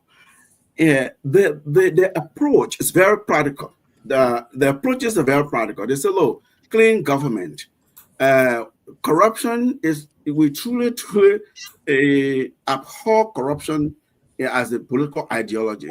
We go after the highest officials in our party and in the government when they had the opportunity to be in power, right? And prosecute them. So the lower level officials of government see that, and then you compensate people well. Then they pull their people out of poverty by building all kinds of public housing. That's the social democracy aspect of it, caring for their people, creating jobs, innovating in the agricultural sector. This is an island that doesn't have the kind of resources that we have. And that ideology, this group of individuals was able to move that country from a peri-urban farming community to a modern industrialized country. That's something to study. One thing that we will do at our Leadership Development Institute in the PAP, we said we have two institutions that will focus on studying, doing research, and basically working as think tanks. One of our National Bureau for Research, Planning, Research Policy and Planning, and then we have the Leadership Development Institute, where we intend to recruit and vet candidates, train them as to how to run for office, how to govern, how to be an effective legislator, how to be an effective president, how to be an effective anything, a public official, public servant. That's what similar thing they did in Singapore. So you got to go around the world. This is the 21st century. See where we are in Liberia. And if you are comfortable with that, I am not. So we're saying, okay, look, are we doing the research? Are we looking at what's working in other places and replicating that back home? There's nothing wrong with that. So we reach out to these folks. We're not ascribing to the socialist ideologies, some of the authoritarian tendencies. No, there's a customized Liberian African approach to social democracy, to pragmatism as an ideology, as a political philosophy, right? Yeah, so we're borrowing from them. What did they do to establish party-linked, what they call party-linked corporations? Essentially, state-owned enterprises, but they really privatize those so that they're able to generate sufficient resources and build their country from within. There's nothing wrong with that. We are Liberians and Africans. We'll do it the African and the Liberian way. But we were very inspired by what they've done in Singapore, and we want to bring some of those to Liberia. And if they will pull our people out of poverty, they will improve the food insecurity problem. They will improve the health situation. They will improve our GDP, our human development questions. We're happy to be affiliated with them and learn from them. Well, thank you very much for elaborating on that. I have some concerns about that, but I will move on. I'm sure we'll talk about that in the back. But let me quickly, I'm getting texts here from Prince and others. I know the senator, he did wonderfully during the Ebola and all of that. We appreciate that. But there are people who are telling me that he was president of the IE Club in the early 2000s. Is that correct? President of what? IE Football Club. Oh, that the senator was, man, Jerome, I don't speak for the senator. We've been friends since we were refugee kids in Sierra Leone. We went to the same high school. And somebody who goes back as far back as, when we were unaccompanied young people languishing in a refugee camp, running after emergency food assistance, trying to get an education. Right. That's what I've been knowing. That's how long I've been knowing Sir Joseph. Everything he's done in politics, I've known something about it in terms of his running, helping to train him and his staff and his campaign folks, those kinds of things, bounce up ideas and just support him, support a friend who is a politician. So that doesn't make me responsible for utterances or alleged behavior. I'm not here to speak to those and take responsibilities for those, but I can speak to his character as far as I know it. And I respect that. You don't have to if you don't wish to. But I'm just wondering, knowing him as long as you do, I thought you may want to tell us some of his leadership qualities, the things that make him most suitable, since you know him for such a long time. And so I would think that his service in other areas. That's a fair question. You will tap into those, to tell us why he should be the president of Liberia. No, he will start speaking to those if elected as a political leader. Exactly. When and if the delegates. Why is he on the screen? Why is he talking? Listen, I don't know who is it I'm speaking, but let me welcome. Well, you have to say, I would defend. Let me welcome Mr. Sita. Mr. Sita, welcome. I'm will not speak to those now because he's not political. Thank you, sir. Thank you. You are listening, man. You are a good student. Thank you. Mr. Sita, are you here? Thank you very much. I'm here and I'm happy to be back on the show. I hope we will have some fruitful discussion. Gentlemen, where are the ladies, man? And I want to thank... we thought you were bringing them. I want to thank Mr. Ahmed Salif, yes, sir, for appearing on the show today to espouse his own political philosophy with respect to the quote-unquote PAP. I'm kind of a little bit concerned that every election circle, a new group of political parties spring up only because they want to share, a share at a piece of the political pie in Liberia. And over the years, we have seen the proliferation of political parties in Liberia, and there is nothing substantial they can demonstrate that they are in the interest of the Liberian people.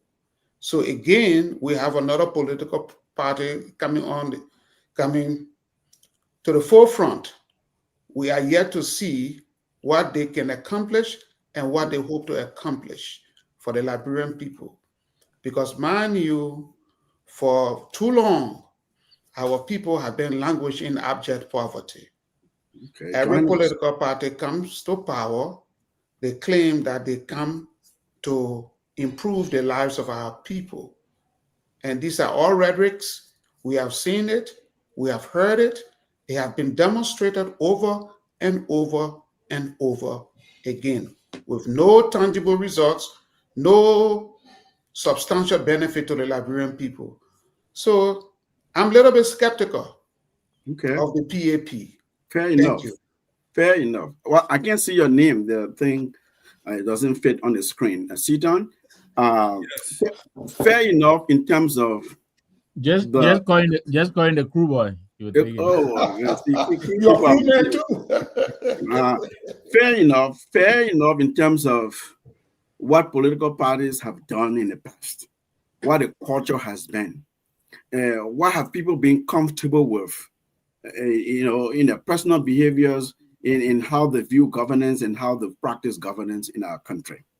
And that's fair, because where we are, we have to disabuse ourselves of those kinds of complacencies, of those kinds of behaviors to your country. Look, I said on the other show, and I'll keep repeating this, there have been generations who have been called, every generation is called to do something about their people's condition, to pull their country out of poverty, their countries out of poverty, help their countries take off. Others have done it.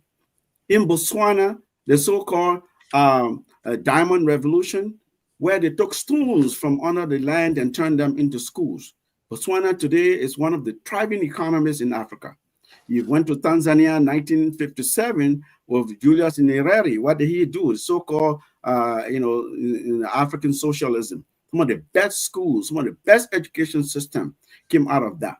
Nyerere challenged his people. He said, we are called to modernize Tanzania, to educate our people. We have to begin by educating, developing our human capacity. And that's what they did in our country. I can name on all. You look at Nkrumah, 57, what did he bring? Pan-Africanism, but really industrialized Ghana, established industries, light-scale manufacturing, agriculture, technology in agriculture, increasing yields, addressing food security problems. In Ghana, they used to stand line to pick breads from ovens. Nkrumah said, this is wrong. We can't accept this. Liberians, there has been a generation before us, whether you like them or not. Torgbean was known as the father of modern Liberia, not for nothing. This is the man who brought about the open door policy, inclusion in bringing the interior to the cities, right? He built all the major public institutions, public buildings, some of the major roads. We may say now that, oh, this wasn't so magnificent, but during that time, those were great developments. He pulled his people out of poverty significantly. What have we done, our generation? We destroy most of that. We haven't been able to extricate ourselves, to bring the country together, to bring about cohesion. If you go to Liberia, people are angry. From the pampan rider to the policy maker, they're all angry. I mean, for no reason, you go to the supermarket, you pass by someone, they're angry at you. The cashier is upset. He's frowned all day. Why is the country like this? And our leaders, they're comfortable with building big houses in shanty communities, poverty all around them. You enter somebody's compound, you think you're in a foreign country. The road to that house is impossible. If they're okay with the condition, the suffering, the poverty that our people are experiencing, are enduring, we are not okay with it. And so we will rise to do something about it. We will introduce new ideas, new practices, and bring about new actions. This is where PAP is going. So you're right. Your experience has been the terrible things that we've done to our country. And so you're skeptical of a new group now that's coming to say, listen, we want to do it differently, but they're sounding similar to what you've heard in the past. Fair enough. Watch us. If you don't join us, just watch us.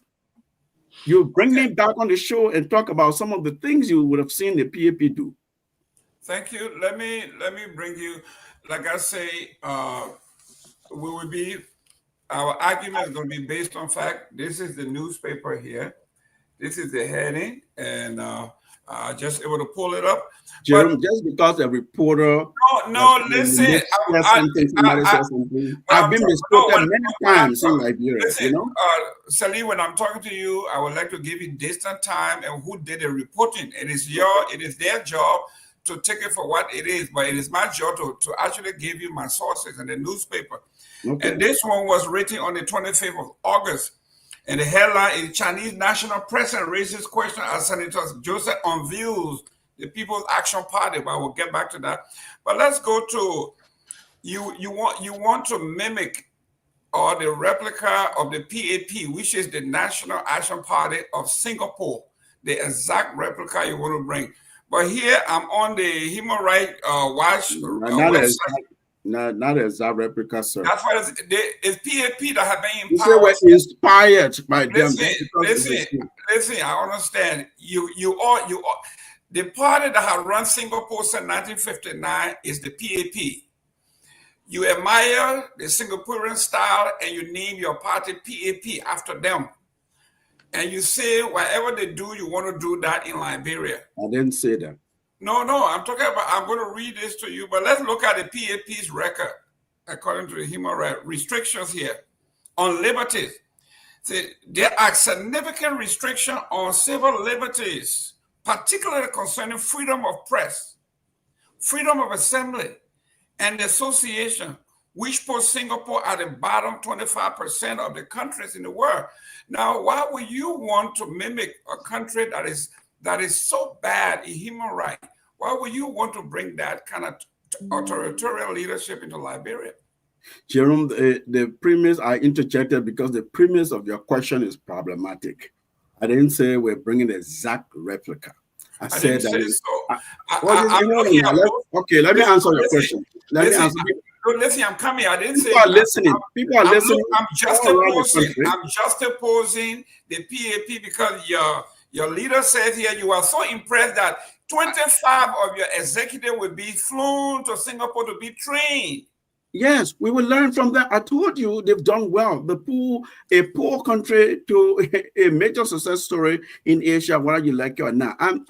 Listen, you say replica that I said we're doing exact. No, you can be inspired by something, by someone. It doesn't mean you take on their 100% character or bad things that they've done. You're not going to learn from that mistake and not repeat it in your country.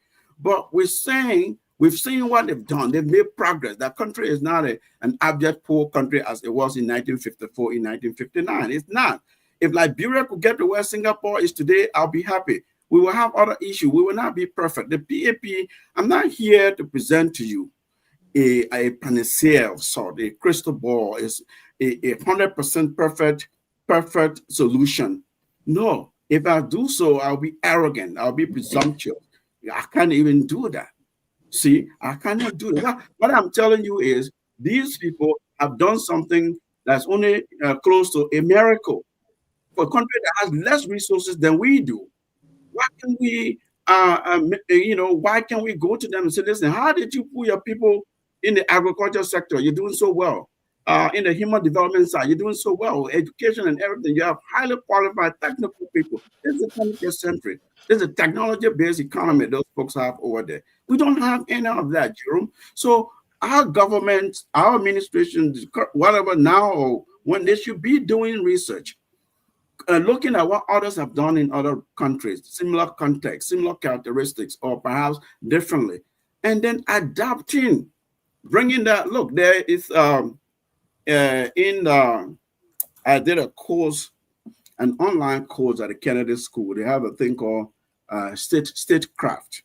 Basically, how do you run a government? How do you build state capability, the capability of your state to be able as a nation to do things, that the sovereignty of that state requires. In our course, there's a concept called isomorphic mimicry. They give the example. There are two green snakes. They pretty much look exactly the same when you look at them. However, one of them is so has such venom that if it bites you, you're done. The other one is so harmless. But you look at them, they look exactly like the same thing.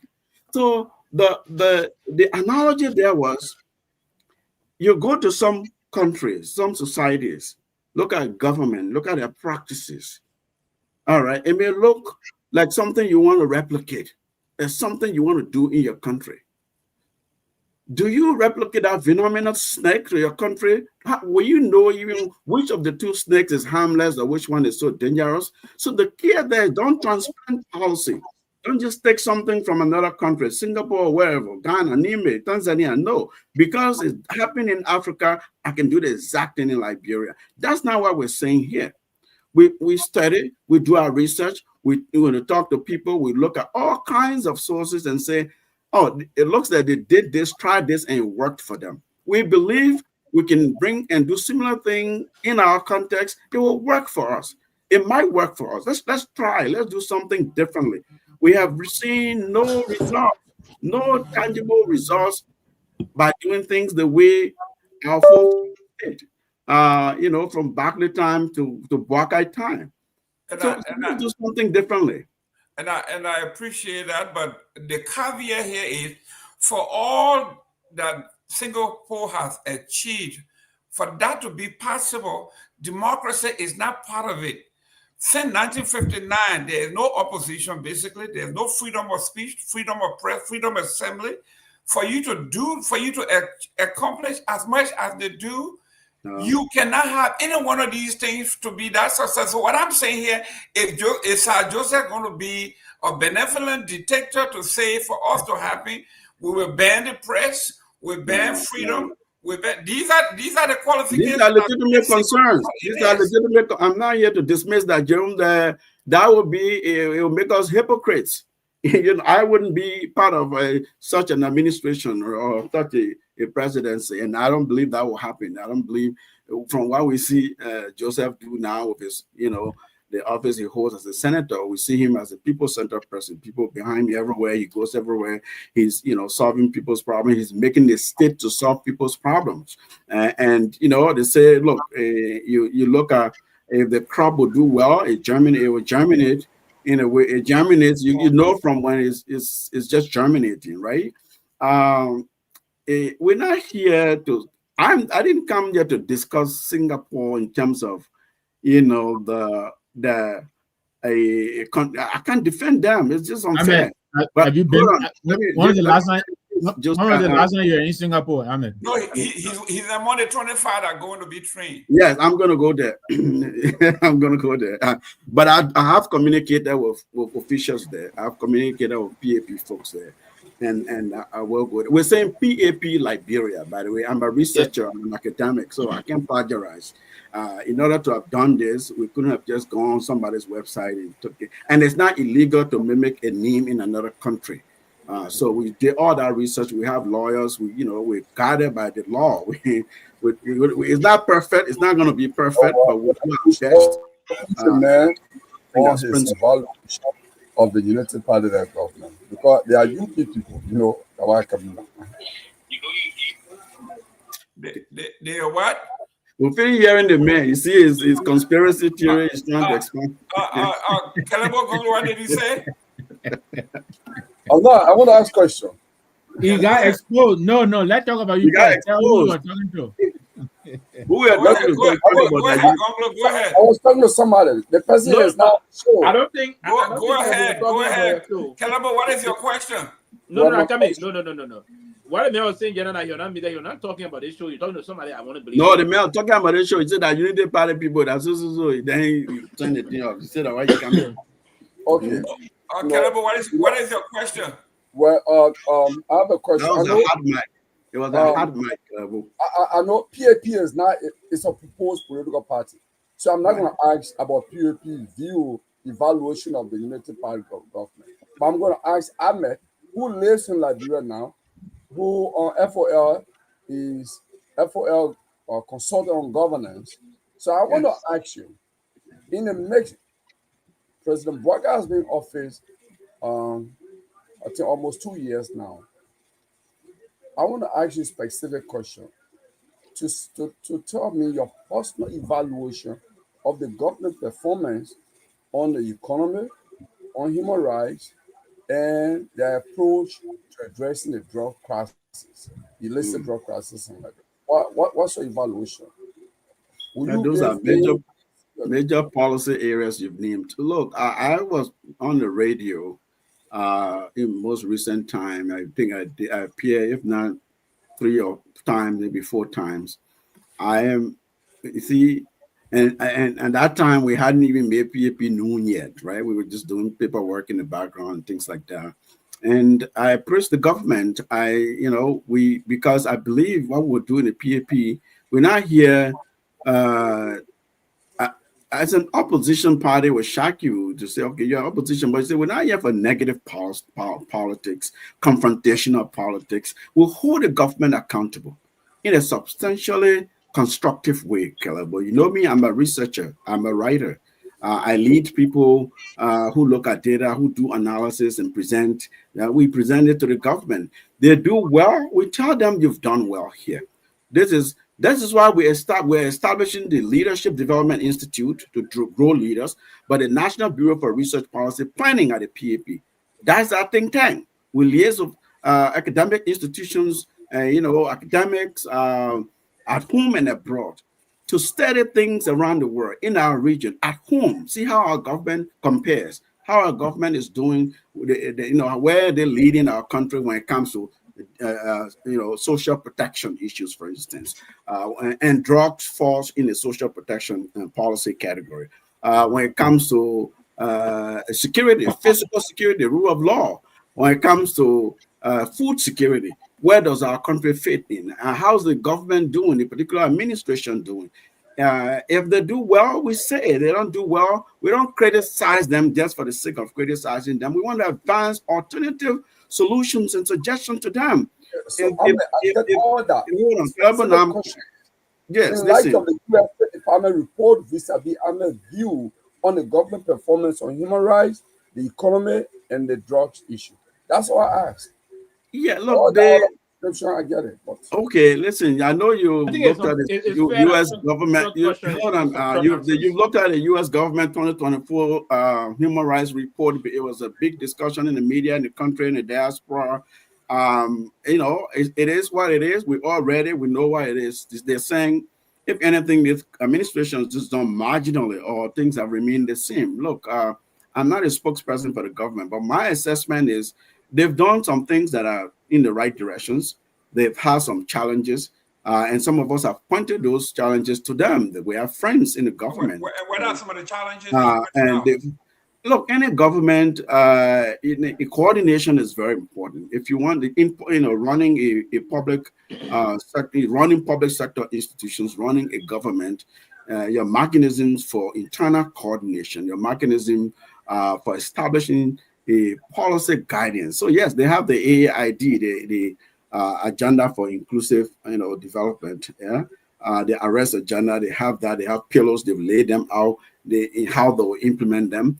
We're going to hold them accountable for. We're going to measure. So how are you measuring success in this area and that area? So I believe one area they could do better, and I've said this on radio in Liberia. I've said this to government folks. Is they could coordinate better.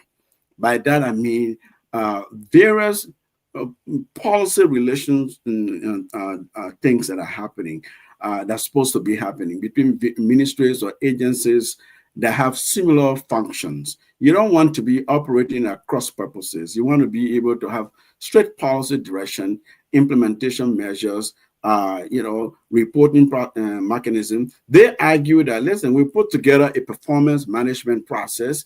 We've rolled that out. We're going to hold ministries and government entities accountable. All right. And then we do have monitoring evaluation mechanisms. Those are what they're telling us. Well, it remains to be seen, right, Kehleboe, but there are some areas that they're marginally performing. I mean, look at the electricity. Since I've been living in Liberia in recent time, the generator noise has gone down. Now, they can't be comfortable to say, oh, now this is the solution. Mr. Salif, we are all statisticians here. What do you mean gone down? How do you measure gone down? I lived in Liberia for I understand. I understand.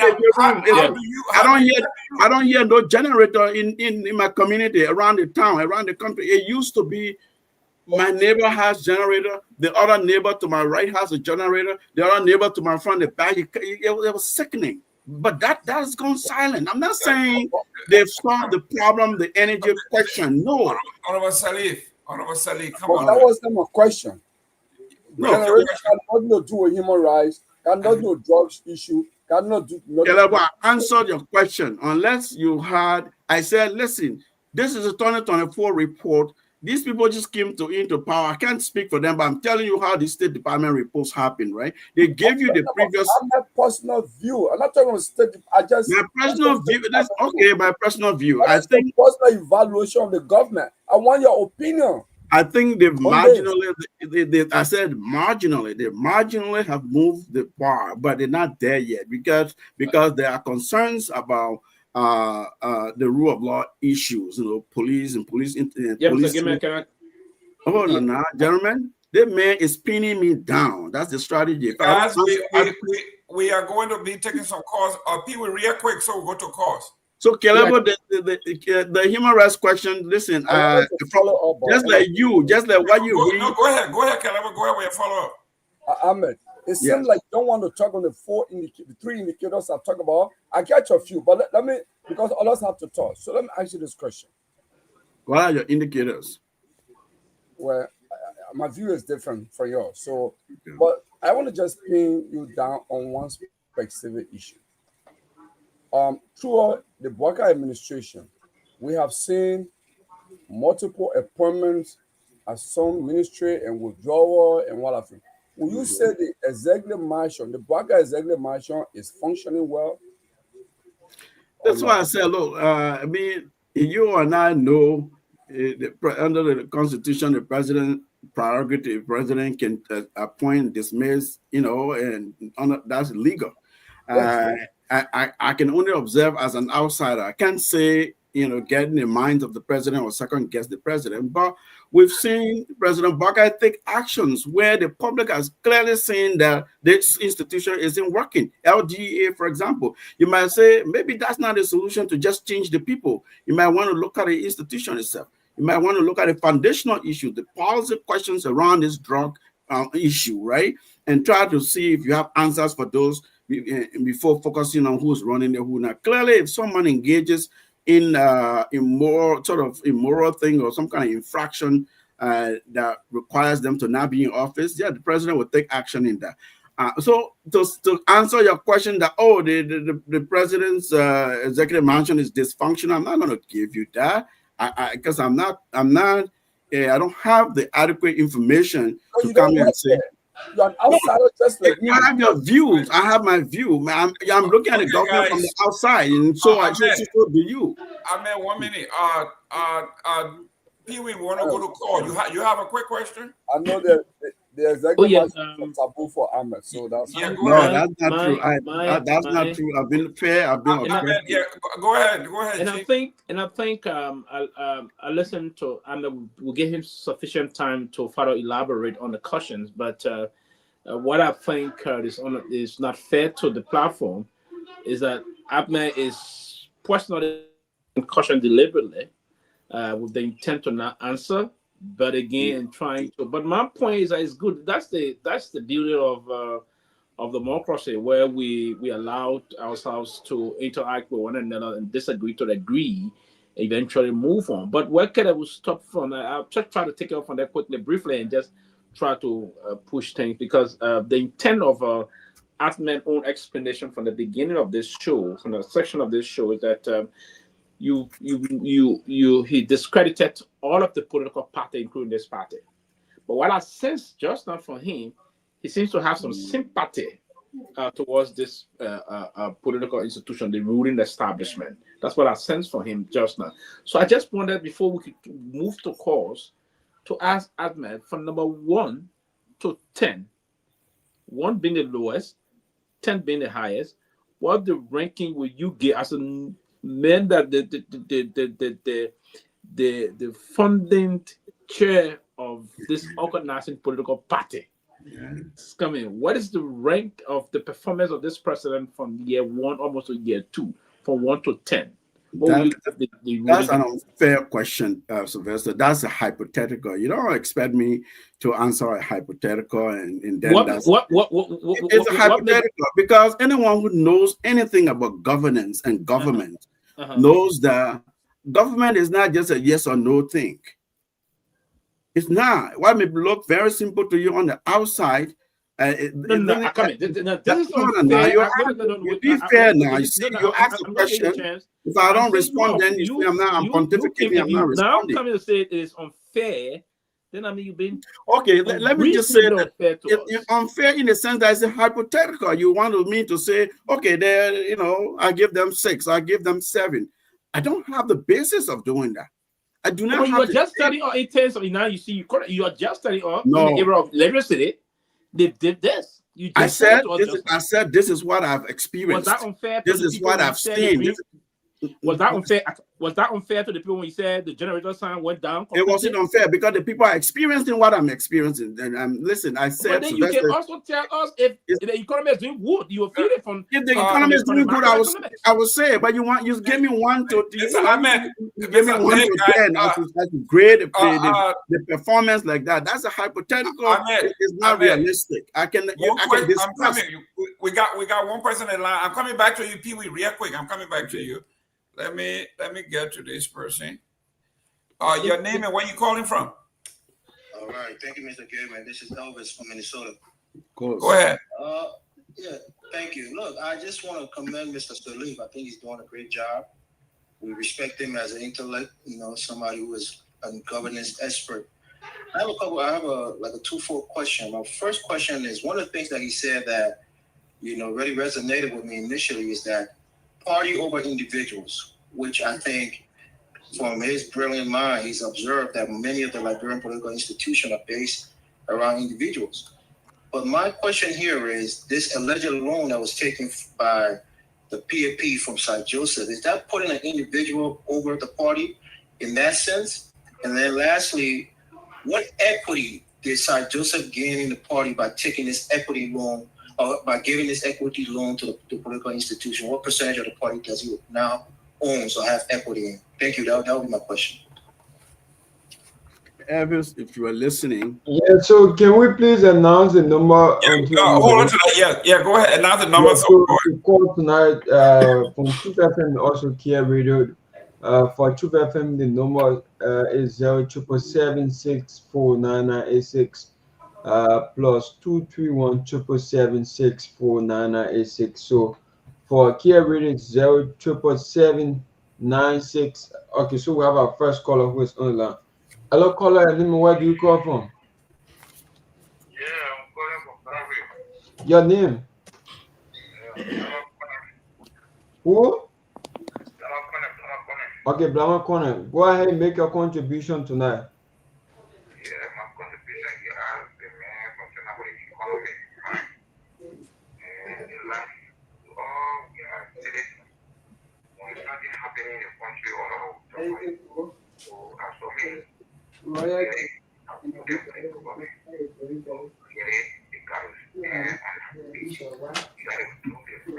Gentlemen, if you're not talking, please mute. You gotta be seated. No, that's not me. Okay.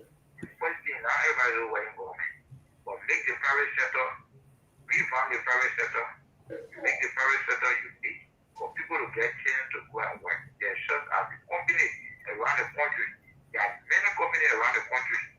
These companies must be regulated by government and also people must add the company and things for employment.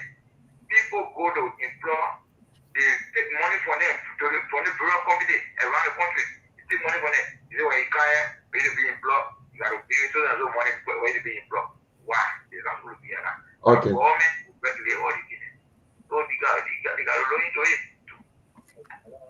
Hello, thank you. That take the next caller. Hello, caller. Hello. Yeah, hello. Yeah, my name is Louis T. Merchant. I'm joining the conversation from my East resident. I'm a member of the People's PAP, the People's Action Party. Let me say a big thank you to the chairman for your appearance. The chairman seems to be that the chairman has read sufficient literature.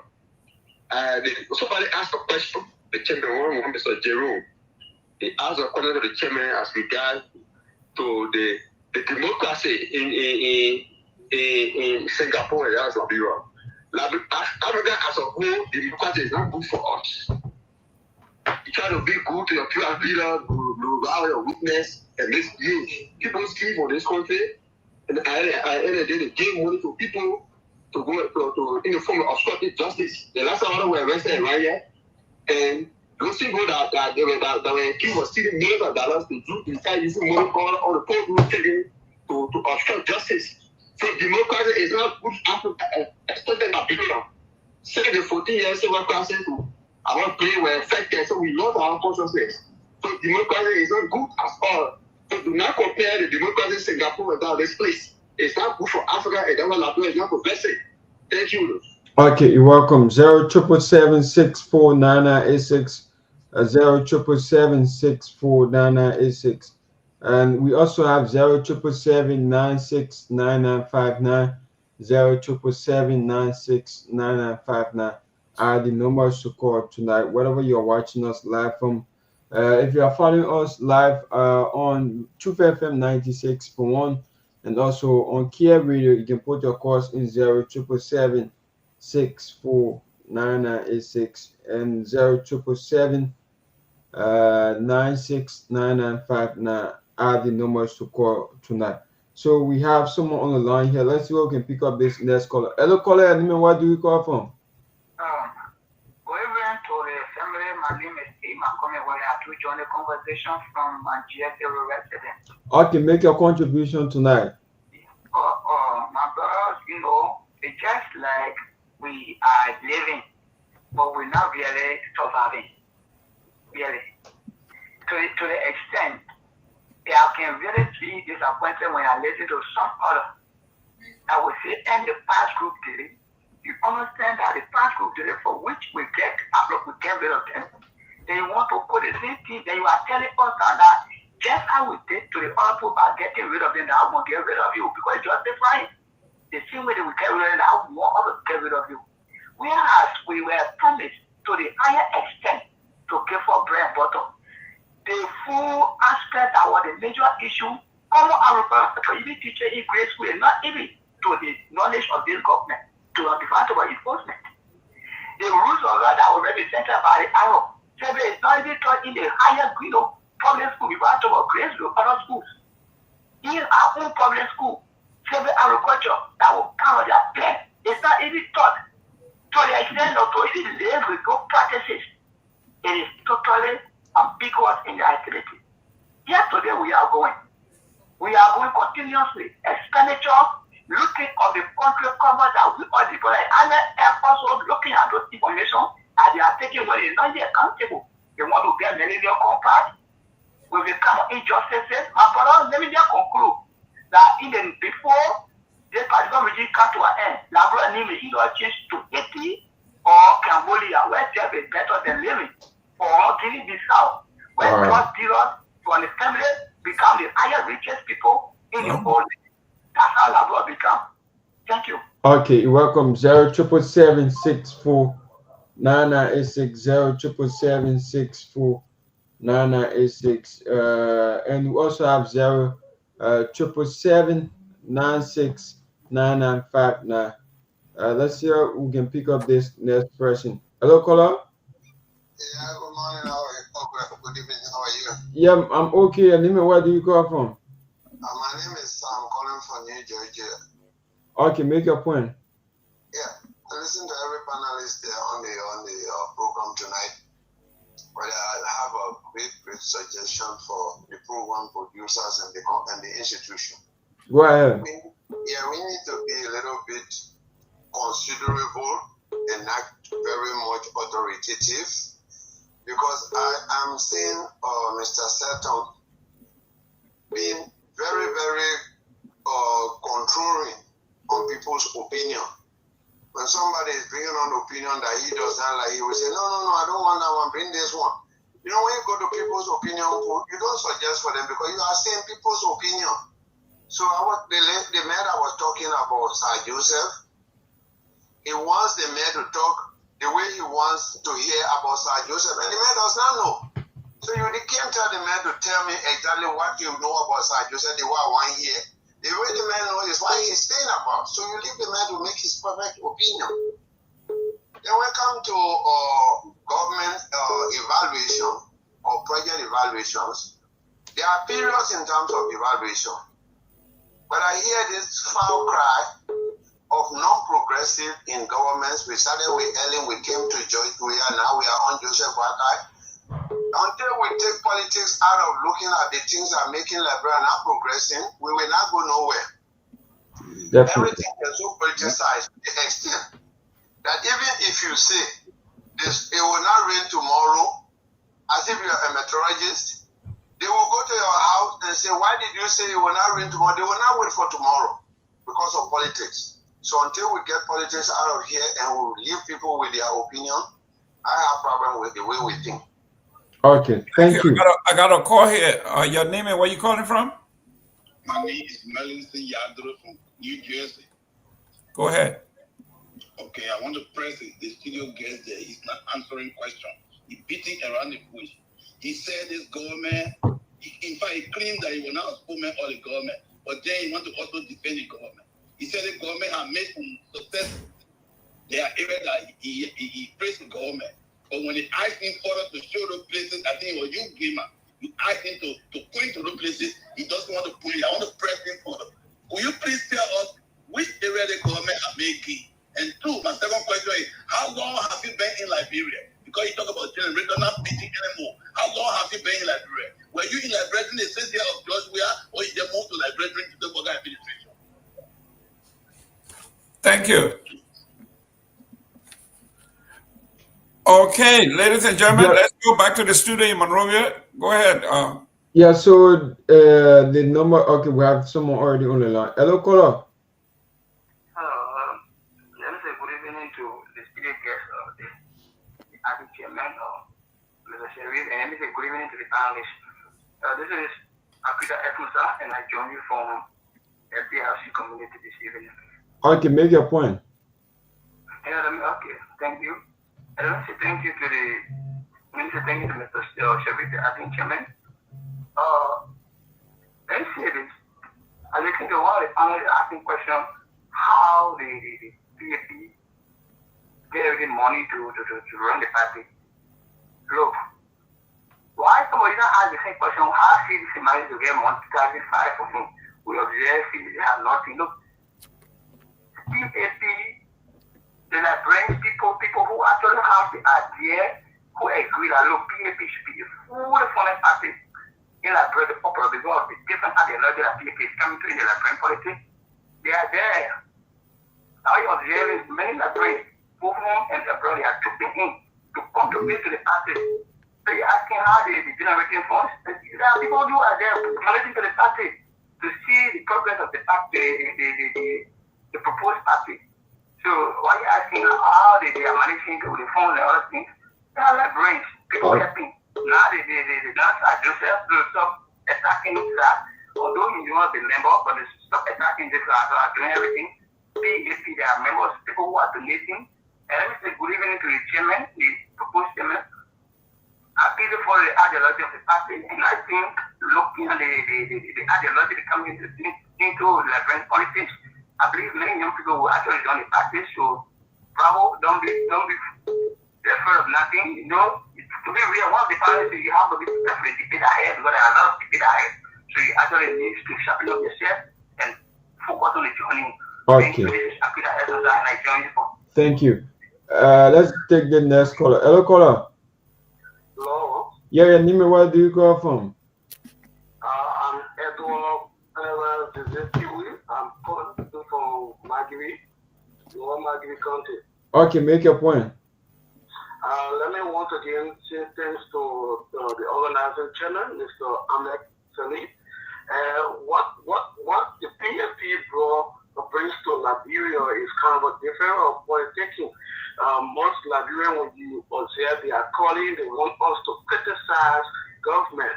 But we are here to critique government. We are not here to criticize.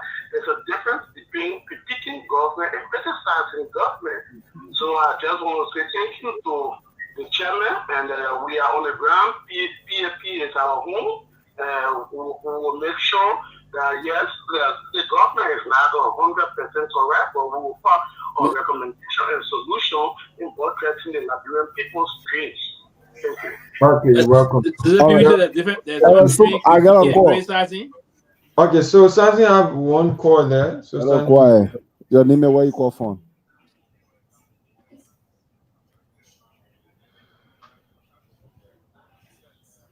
You kind of you're sounding low. You're sounding low. You get quiet. You hear me? No, we are not hearing that caller. So let me adjust the line. I will call you back. So last I activated 077764986 07779599959 07776499986 and we have 07779599959. So something if you have a call there, you can just let me know. Yeah, sure. I think we have someone on the line here. Hello, caller. Nima, what do you call him for? Hello, caller. Wow, we cannot get this person. So let's see where we can pick up another person. 07776499986, and we have 07779599959. So we will be going off Truth FM in the next 6 minutes from now. We're gonna be on Care Radio. So we'll be leaving Truth FM in a month from now. So 07776499986.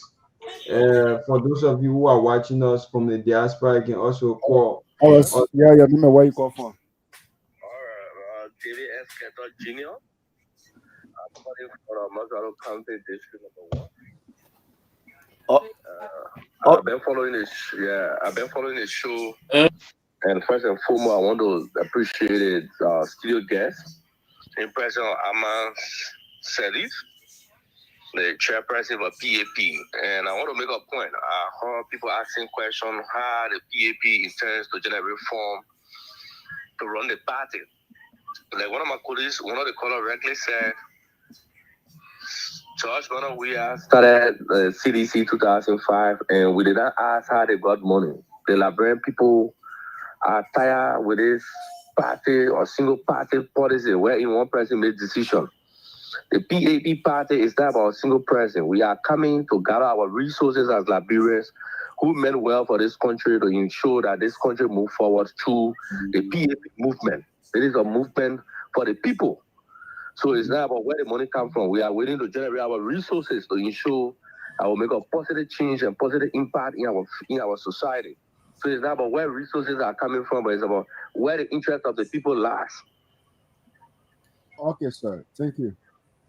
All right. Something you have another call there? No. Okay, so we got about 5 minutes on Truth FM. Honorable Ahmed, you want to? I know there were not much question there. There were all commendation from your partisan, but I know you didn't do a disclaimer when you came on the show, and I will give you the opportunity to do the disclaimer. Have you ever worked with the Unity Party or President Boyka in the past as a consultant or anything of that nature? Not for the Unity Party.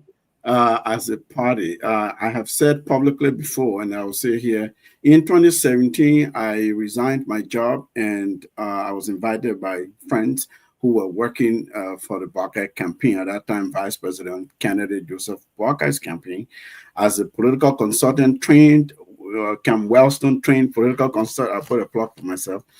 Consultant, I agreed. I conducted workshops for senior campaign officials, campaign staff around the country. I met the candidates several times and offered advice. And yes, I supported the president. And even 2023, I supported in a more quieter way because I liked what I heard from the candidate, from the individual. I'm not a Unity Party partisan, as stated earlier. I didn't work or provide consulting to the Unity Party. I supported the president, his campaign, so that's why people say, yeah, you are an official bucket consultant, bucket advisor. Yes, I did, because I liked what I was hearing. This man was saying, look, we have to fix this country. We have to make Liberia better.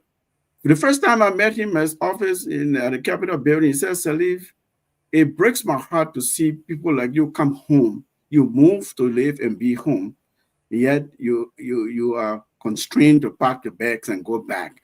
He said, I've seen people do that. It hurts because we're suffering from brain drains. We need Liberians to come home. All talents are home and abroad to build this country.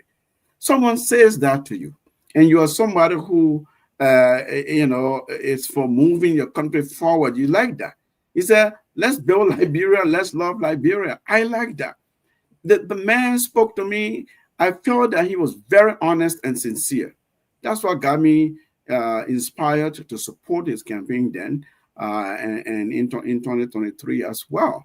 So, but that's not an expression to say, okay, you supported this candidate who is now president, and here you are an organizing chair of another party.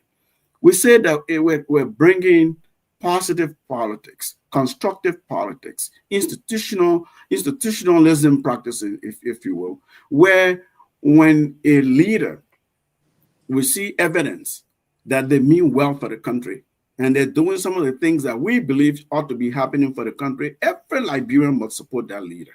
So that's what I've done. So to answer your question, I didn't issue any disclaimer. I didn't have to because what I did in the past is not a contradiction to what I'm doing with the PAP right now in terms of seeing Jerome Gayman, who has done things in Grand Bassa County, who has done things for Liberia that are geared towards addressing and alleviating poverty and the challenges that our people are going through. I will support Jerome. Okay, I'm coming. Pewee, you next. Honorable Sally, are you conflicted? No, I'm not. Why should I? I've just said I'm not conflicted. Okay, thank you. Mr. Pewee, then I go to Kehleboe. Yeah, quickly, we gotta go. Yes. Yes, what I would say, and you see, that's one of the reasons I asked my question to him, and he says I asked him hypothetical question. I will know. Listen, I mean, I know we all sit on the platform. We don't want to brag about every other thing, but we are very competent, educated folks. But I sense part of the reason why you sounded most sympathetic towards the ruling establishment. Then there's no need of you even struggling to be a founding chair of a new political party. I want to believe you're not the right messenger to lead a process of a new one. But here's why I'm here. There's this information coming up, and I want to engage your thought process about it. That it is rumored that you may be one of those considered by the president of Liberia as Minister of State for Presidential Affairs. Will you take that job if offered by His Excellency the President? There he goes again.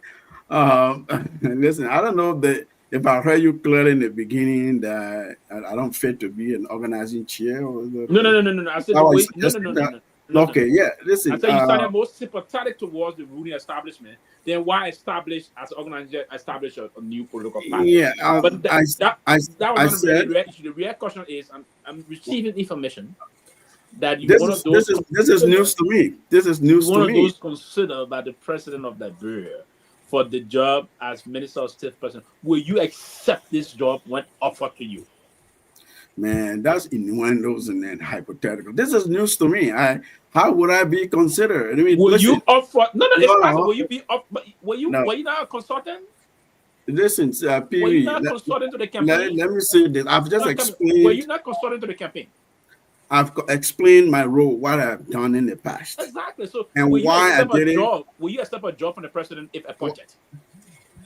Look, I've never been approached for a job. You are telling me. I don't say be approved. Will you accept a job when contacted? Listen, if it happens, look, any citizen who means well for his or her country, you receive a call from your president, you ought to answer that call. As the organizing chairman of can you ask the question? Do you want to answer or do you want to keep talking over me? Organizing chair of the I cannot answer hypothetical. I will explain my principles. I will explain my principle to you. If it answers your question, fine. But you throw hypotheticals at me, and then I should say yes or no. I don't engage in that kind of, in that kind of,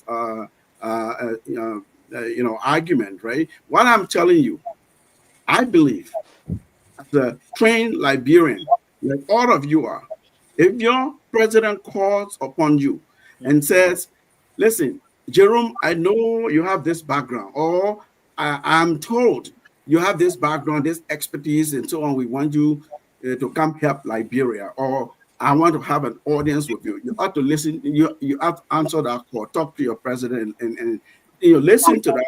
To that request, and then you consider it. You discuss it whether this is possible or not. It's not because will you take it? Will you take it? Yes. It's not because someone may be considered or not. That means they have to say yes. I will take it or not.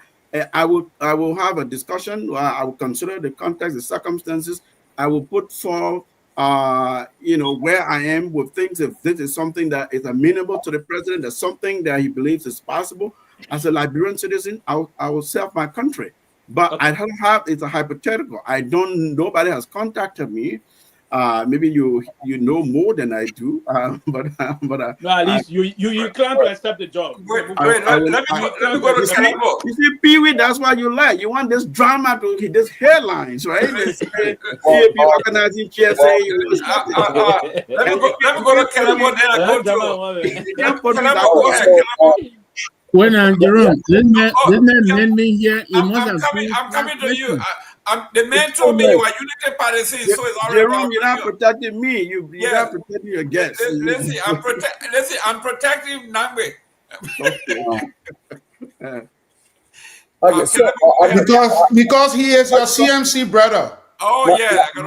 My question is similar to Pewee. I think Pewee and myself are the same friend of mine. So then we're going to ask the same question. Jerome, why you didn't tell me Kehleboe Gongloe was coming here tonight? Yeah, to ask the same question. I didn't not the same question. Because when I listen to you, you say you are inspired by Kennedy Bouakai. I was. When you describe the things he goes through to see professional Liberians like you return home and other Liberians return home. Yeah, you said that was Kennedy Bouakai. Now we have President Bouakai. The vision he aspired as a Kennedy Bouakai. Is that the same Bouakai you see now? Do you still see the same Bouakai, or you are seeing a different Bouakai now in the executive mansion? Kehleboe, I'm a political strategist. They say you campaign, I could get it wrong, but they say you campaign in prose, you govern in poetry. Yeah? It means that you tell your client, the candidate, listen, political campaigning is not the same as when the burden of governance is upon your shoulders. When you're in office, now you see everything. Now you know everything. And then you're in a bubble. You're around people who have multiple interests, who are developing all kinds of different centers of powers around you. How do you navigate that? You see, a president is like an orchestra conductor who has hundreds of musicians with different instruments, who is responsible to ensuring that they produce the most harmonious, beautiful music from different instruments and musicians in the room. You're conducting all kinds of complex situations. It can't be the same when you are running around trying to recruit a soloist or a pianist, a guitarist. Is different. Now you have them all assembled.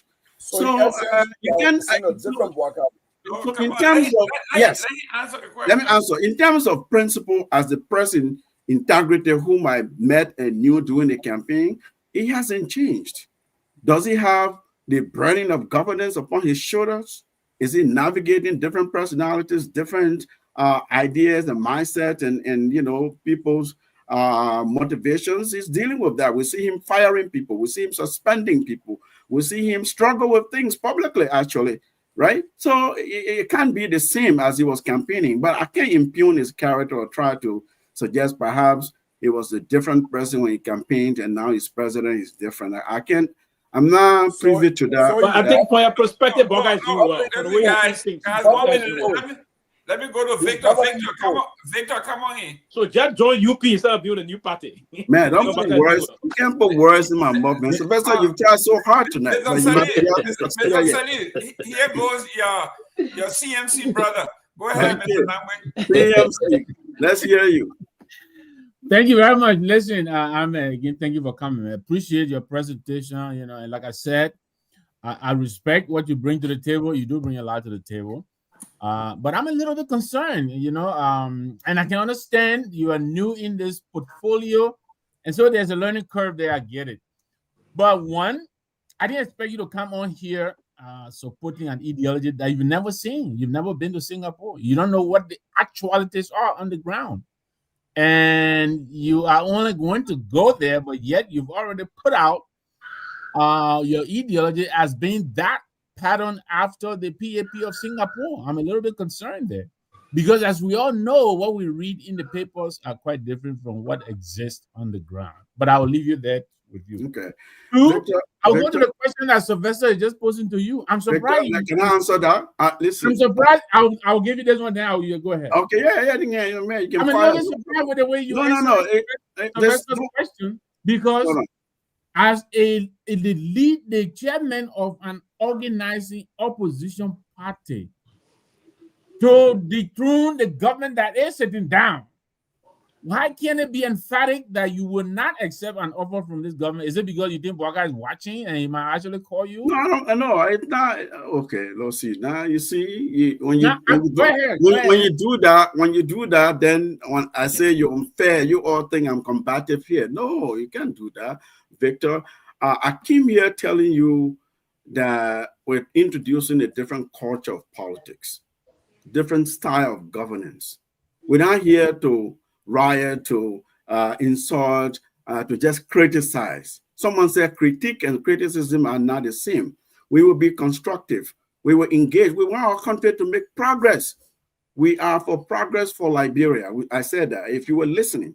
And so if we see the government making errors or there are gaps, if it's a government that listens, we will advance suggestions and practical solutions to them. That's the kind of, we do our research and produce papers. You have the AID, we have a counter AID of the PAP's vision for how the country should move, which direction the country should move in. On this policy question, this is the PAP's view. On this policy question, this is how we think we should tackle problems. We'll bring that to the government. It's different, it's strange to people. You all here, even I can see that you're uncomfortable by some of the things I'm introducing, and that is the purpose of the PAP. Things we're introducing, practices we're introducing, people don't understand it yet. So we'll get there. But I didn't sit there and say, okay, if Bwaka offers me a job, I will get it. What I told you was, if your president calls on you and says, listen, I want to talk to you. Can you serve? Or there's, what do I say? Oh, I can listen to you, Mr. President. I'm going to talk to my party. I'm going to see what. Hold on. In this administration, if you all are fair to President Bwaka or to the Unity Party coalition, I'm not speaking to Unity Party. I've been speaking about the president here tonight. If you ask me your questions, it's almost like a unity government of some sort. People from different parties, from the foreign affairs minister to the mayor disaster, to people are of different from political persuasions that is assembled in the government, because they are Liberians. They're competent, I assume, and qualified for the roles if the president went after them.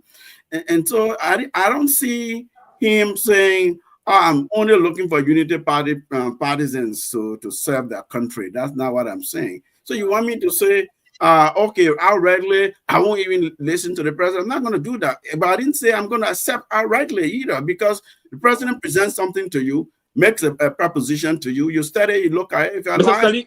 Sadiq, you told us the basis of establishing this political party is that all political parties fail. Why would you take a job from a failed political party? Sylvester, I said political party culture in Liberia has been about individualism. Individualism, and they are corrupt. Did I say they are corrupt? They are corrupt, and the way for you went back to the 2-week party, including this Unity Party. So why would you want to take a job from a You've been trying to put words. You've been trying to put words in my mouth. You've tried many times and failed in all attempts. And people are listening, my man. People are listening around the country, around the world. Okay. Yeah, I know people are listening. And someone just texted me and said press people from the president's office following very closely, so they really interested in. I know people are following for Iran. I know that. That's why I'm asking the question to you. Will you take a job from this government? Coming now on the show now, people testing you. Tell me what we're doing the same. People testing we are going to introduce constructive politics in Liberia. It will shock you, but it will move the country forward. Honorable Ahmed. Yes, sir. The purpose of another political party being formed is leadership in waiting, right? Political parties have 4 major functions. No, you are in opposition.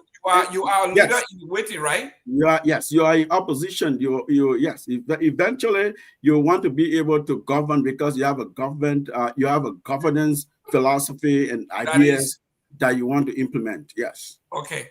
So the PAP, the CMC, the CDC, the objective is to get rid of Unity Party because Unity Party is not performing well. Do you subscribe to that?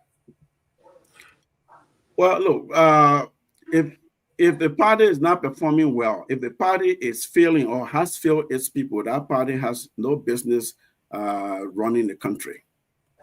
So you left the Joseph Boakai that spoke to you, that inspired you, that did all of those things, now does not. So you form a new political party that can do better than the Joseph Boakai that spoke to you and the Joseph Boakai that we have now. Isn't that the truth?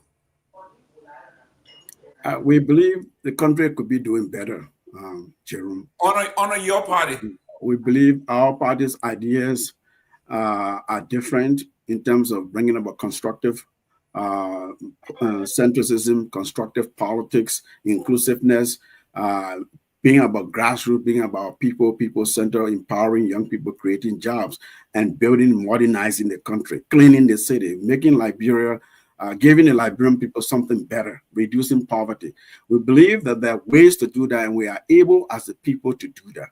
These are ideas when certificated, when PAP should have been fully certificated as a legally registered party in the Republic. You will see our actions more than our words. Do you believe that Joseph Boakai is failing the people? No. You see, as the founding chairman of the PAP, do you believe that there's a lot of malfeasance in his administration as president of the Republic? We are observing the macroeconomics. The macroeconomics is not moving nowhere. Inflation is going up there. Do you believe that there's hardship in the country? Yes, there's hardship. Yeah, there's hardship in the country. We believe untold suffering. Well, I mean, your words, but there's suffering in the country. The poverty rate, I cited the World Bank numbers to you when I came here earlier. I cited the conditions of our people that's unacceptable. And what the PAP would do about that. PAP will do better. So this as an opposition party, that as a soon to be opposition party in the land, we are going to be engaged in a different way. We're not just going to sit and criticize government. Whenever we speak to a policy issue, we are doing so with evidence. We're looking at what they've done, where they fail, what the data says, and then bring counter research and counter suggestions and practical solutions and present it to them. Okay. That is the new politics that we're bringing. These people being in office less than 2 years.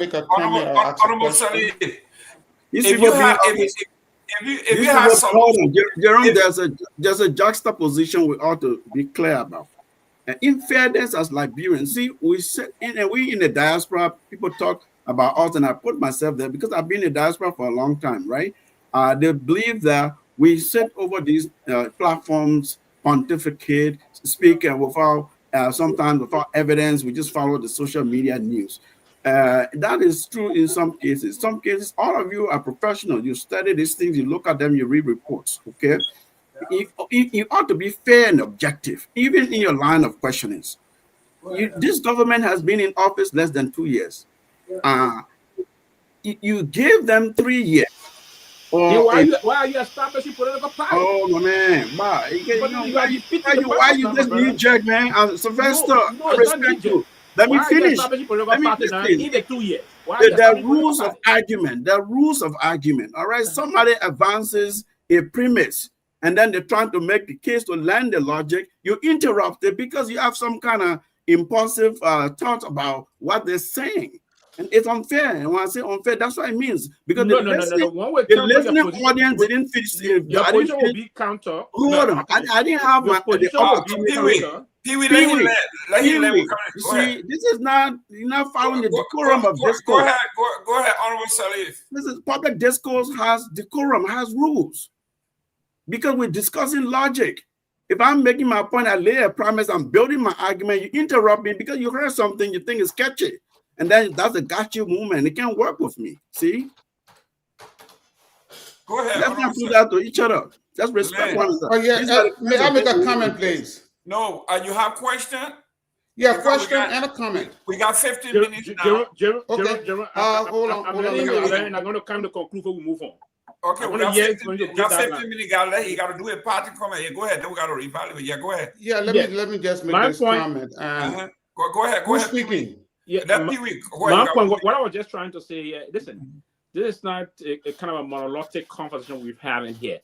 Now, and the knee-jerk approach aspect of what you just said, I thought you were trying to introduce that. Unfortunately, no, I'm not. Now, your point, you suggested not too long ago that the government just 1 year and a half, almost a year and a half. I want you to be fair to now you see, you're not following the procedural methodology that you try to profess. Because that's what you've established. Right? So you're not following the procedural methodology. Mr. Salif, please, go ahead. Yeah, now you see, you just perforated your own loose argument that you just brought up. Go ahead, Pewee. Go ahead. Yeah, I will say quickly. The fact that we should get the government, the 1.5, get the government more time, will also move to quickly suggest there's no need to form. Because the reason behind forming any political institution is to remove a potential government from power. That's it. So if you ask us to be very kind and relax for our arms and just begin to relax and see what the government is doing for the next 4 years, then there's no need to come out and be a chair of a forming political institution. What I was trying to say, and I will land here and I will just keep quiet for the rest of the show. What I was trying to project here is that as a progressive political institution, you sound to be very sympathetic towards the government, or you were agent or as a standard auxiliary of the government. That's all you've been trying to establish today. That's the kind of thing. That's all you've been trying to. Ask us, say 1.5 years is too short. That's all you've been trying to establish today. There's no need to establish a political party. You see, your logic. I beg to differ that your logic is flawed. Hold on, Mr. Ahmed. One minute. I will have to respond to that. Yeah, I'm coming. Just hold on there. Mr. Sita will run out of time. Ask your question so he can. Yeah, quick question. I know he's taking notes, so he will come back to it. Go ahead. And this goes back to my previous comment that I made. You just alluded to the fact that you are organizing the political party to take state power. And you are also insinuating that if you are offered a position in government, if the president called upon you, you will serve your country. With these two statements that you made, don't you think you are doing this just because you are seeking some kind of a gravy? I don't have to do this to seek any attention, Mr. Sita. If you know me, you know that I have attention, I have audience, I have access. I'm not saying attention. I say you are seeking gravy. No, no at all. It's the misreading of me or the conversation we've been having here. I respect all of you. We all Liberians. Everybody, you're talented. You got. I don't know. I don't have to know you, Mr. Pewee, but from our engagement here, I respect you. But all I ask for is a rule of intellectual discourse. The rule is somebody has that you are fair and honest and ethical in how you deliberate, in how you argue, and how you present evidence. That's what I've tried to do, but you haven't lived by that rule. and then you find these catchy phrases to say, "Oh, I got you." You say you will take a job, and then then you're not fit to be opposition, that kind of thing. Now that's the kind of politics exactly we're trying to address here, and it's hard for you to just swallow that an opposition party will see a government doing well, an administration doing well, and says that you're doing well, and sees an administration that's struggling and says that you have challenges here. We see we can help. Here are some ideas. Can we sit at the table? Can we have conversations that we're not yelling, we're not screaming? You may riot. You may not riot. What is it? You can assemble people because that's allowed. It's political party. Part of your job is to inform the voters, to tell them what's happening in the country. Part of the job is to advance, to hold the government accountable. When they're not doing well, you tell them that where they're going wrong, you advance solution, they don't take it. You tell the people what's happening and how your party could make it better. All right. You're not going to remove a government as a party, even let alone a proposed party, when it's not time for election yet. Right? You have the right to document what they're doing, to demonstrate that you've been advancing solutions, you've been trying to engage this government, to hold them accountable. If they haven't listened to you, you document that, you tell the electorate when it comes time to run and kick that government out of office. That's what you do. But Pewee, your logic is, okay, they 1.5 years in office. You're saying that you haven't given them 2 years. Oh, then you don't have any basis of existing because you should be throwing them out of office now because you're an opposition party. That's not how it works. I beg to differ. That logic is faulty. That's not how it works. I've told you it's a different kind of politics PAP will advance, and that is constructive, positive politics, whereby we are action-oriented. We are about the people. We want to move the country forward to change the condition of our people. That includes even partnership with an existing administration. You can be an opposition party, you do that constructively. But you don't seem to see that as a possibility at all. You're trying to personalize it, whether I would take a job or not. That doesn't matter, man. I'm all right. Okay? I do not need a government job now to be who I am, to do the things that I do. Thank you. Mr. Nagbe, your last round, so we can ask our partner to our guest to do a parting comment. He may have a little over 2 hours. Yeah, thank you very much, Mr. Gayman. Mr. Gay has been in the back. I think he's been alerting us. I don't know. But listen, Ahmed, thank you very much again. I think you've been pretty poised tonight, even though I think you deflected some of the questions. But, I can understand, the situation you're in right now.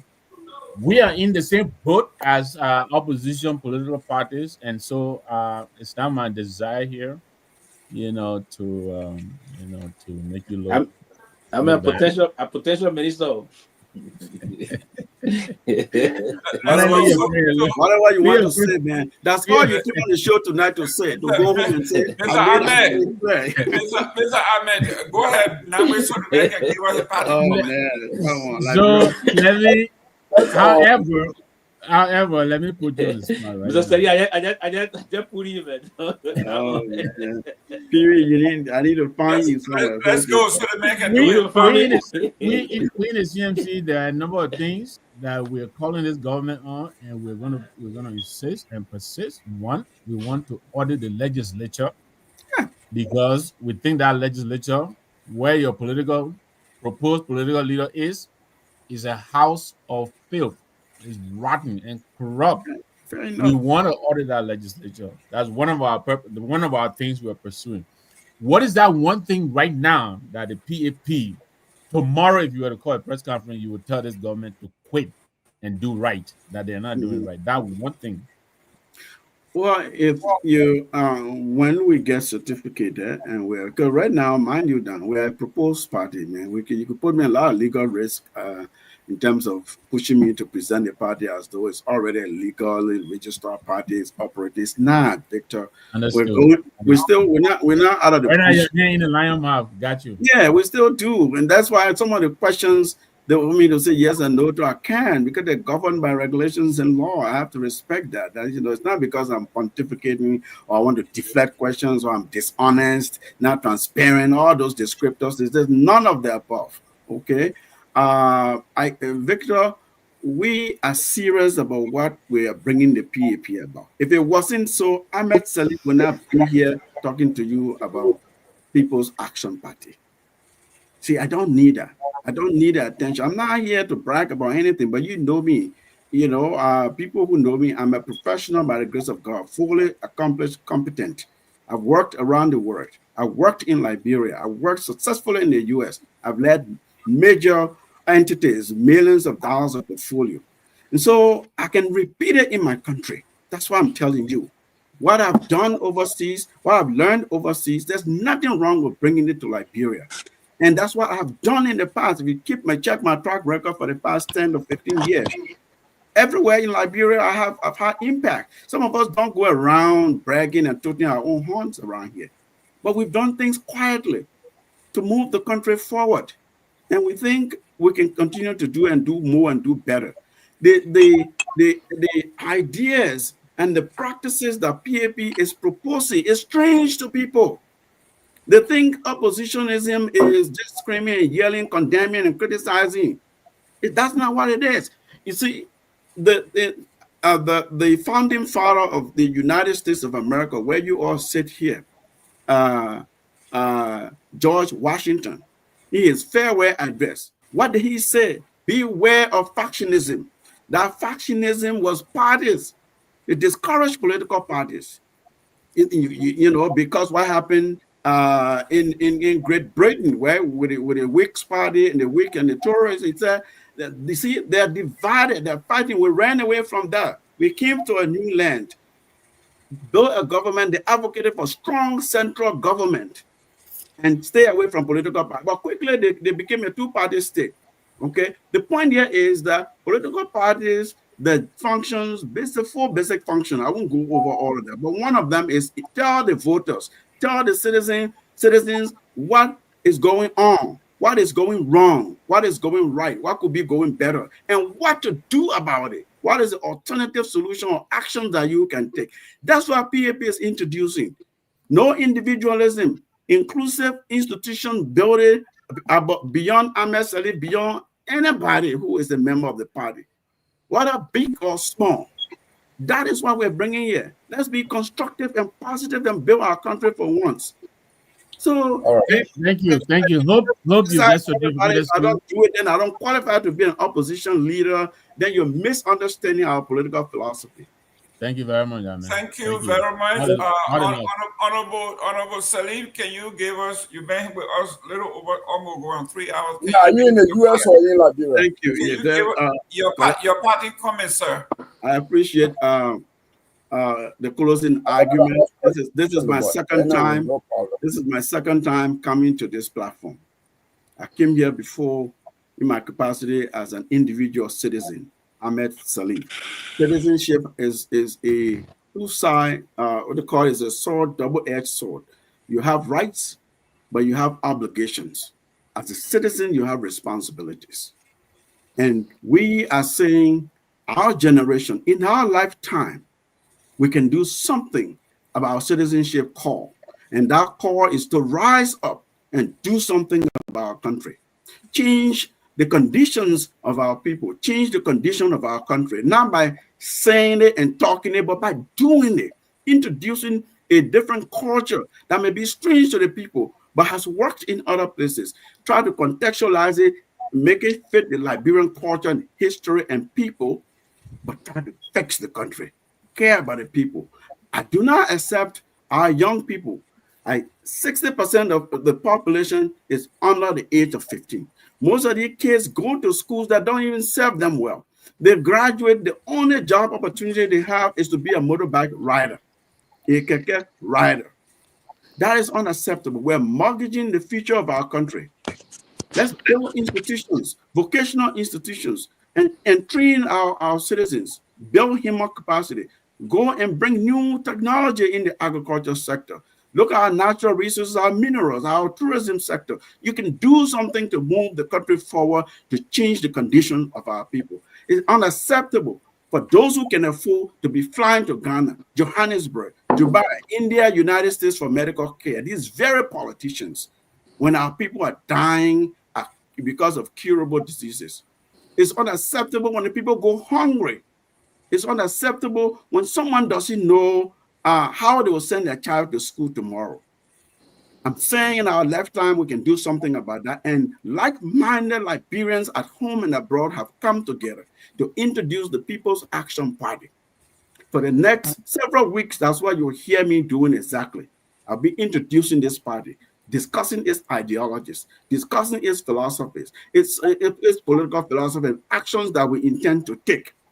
It will not be perfect, because I didn't come here with perfection. I didn't come here to tell you Ahmed Salif is perfect, is a perfect human being, that we have the crystal ball, we've discovered solution for Liberia now. No, that's not what I'm saying. But I'm saying we have an awesome responsibility and obligation in our lifetime to do something about our country and not engage in self-aggrandizing practice as we've done in the past, where officials care about themselves only and their families. They build mansions in a poor community. No rule to their mansions. You enter their homes, it's as though you are in a different country.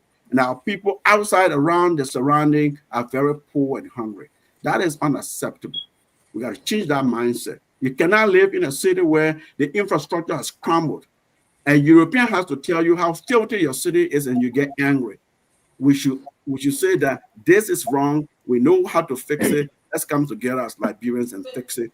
People's Action Party is here to help with that. I call on my fellow Liberians in the villages and the hamlets across Liberia and the cities of our country to join us, to join the People's Action Party when certificated fully, to move the country forward, to introduce a different kind of politics, therefore different style of governance.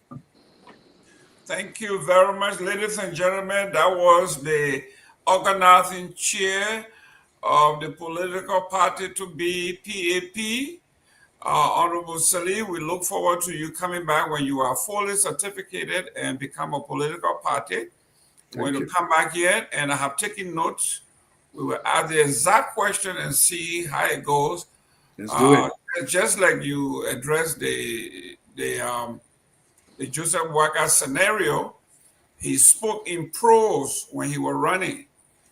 Now he's governing in poetry.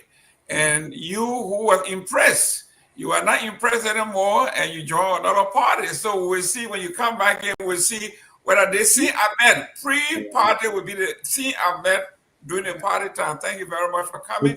Hopefully it will be a better Ahmed when it comes back. Oh, no, you are great. We look forward to seeing you. And hopefully, I would actually like to see you, and hopefully, I don't know how to call him, but if you and Sir Joseph could be here side by side, it would be great. I think it would be a great. When necessary, when the time comes. Yeah, it's a floor member, so we can have floor member. I mean, but like Mr. Salih's message is a total against Sir Joseph's message. Well, thank you. I just want to say thank you for having me here tonight. Yes, it has been an interesting discussion. I look forward to future opportunities. Thank you very much, and say hi to the family. I will. Thank you. Do likewise. Stay safe. Thank you. Okay, gentlemen, when our guests leave, we'll do the evaluation. Okay, he has left. Let me go to Mr. Seaton. Let me welcome Mr. Gay. Mr. Gay, you were one of the first that I sent the link to. I know. Everything you sent me the thing first. You call me. You say I'm ready. I send it thing. You know, sure. I know, man. I got something. Let me. But did you listen to the show to be fair to our guests? Yes. I follow the show. The show very closely. So let's do the evaluation here. What was your take? Honestly, what was your take from the? So, I think you need to sit with Sir Joseph because his message is coming off of putting Sir Joseph in a tough spot. When he talks about the politician now working in the interest of the Liberian people and they want to help the people, look, give it up to Sir Joseph for his humanitarian work. But I always hold lawmakers accountable for the legislative accomplishment. There's one thing to do your humanitarian work that benefits you directly or indirectly. It's another thing to do the people's job as a legislator. And we want to ask Sir Joseph, he was then representative, now senator, what legislation has he introduced and passed into law that are directly impacting the living condition of the Liberian people? Because when you listen to this funding chairman or organizing chairman, his message is completely contrary to what Sir Joseph is known for. Sir Joseph is this humanitarian. Sir Joseph is this person, even though he's a lawmaker, but he's more of a humanitarian in his action as opposed to lawmaker. Right? We have so many things unfolding in Liberia. We are not seeing the legislative action of Sir Joseph. We have seen the humanitarian side of Sir Joseph. And so that's what I really wanted to know about. Where does he stand? Because I have not seen Sir Joseph legislative deliverables. Yes, Sir Joseph, doing work in the community, his humanitarian gesture, that is a personal, kindness, goodwill, right? But it's not part of his function. That is not the legislative function to undertake projects. It's not a legislative function to, get arms. That's not your function. That's your own goodwill. Fine, thank you for doing so. But we want to hold you up to the office that you uphold and the salary you're receiving. Are you adequately representing our people, providing the necessary oversight for all the different, committees that you're a member of, or which other committees are you chairing? We want to know these things. So, thanks for having me. Good. Mr. Seaton, your take. Seaton is not on the show. Okay. Seaton going to do something else. Kehleboe. Kehleboe is off. Okay. Kehleboe, your evaluation. Kehleboe, you muted.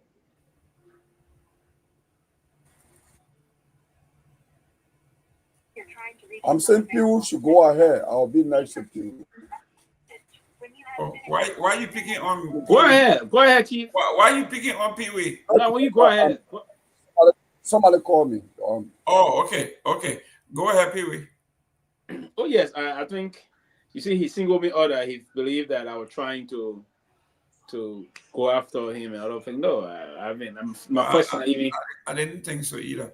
My first time even interacting with him, but the reason is that if you came on as a politician, the intent here is, he asked us to not move to criticize the government after a year and almost 2 years. That's what he's saying to us. We should give the government more time.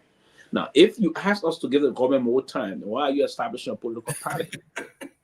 Why are you establishing a political party? Because the reason behind establishing the political party is to tell the Liberian people that this ruling establishment is fielding the people. We intend to get them out. That's it.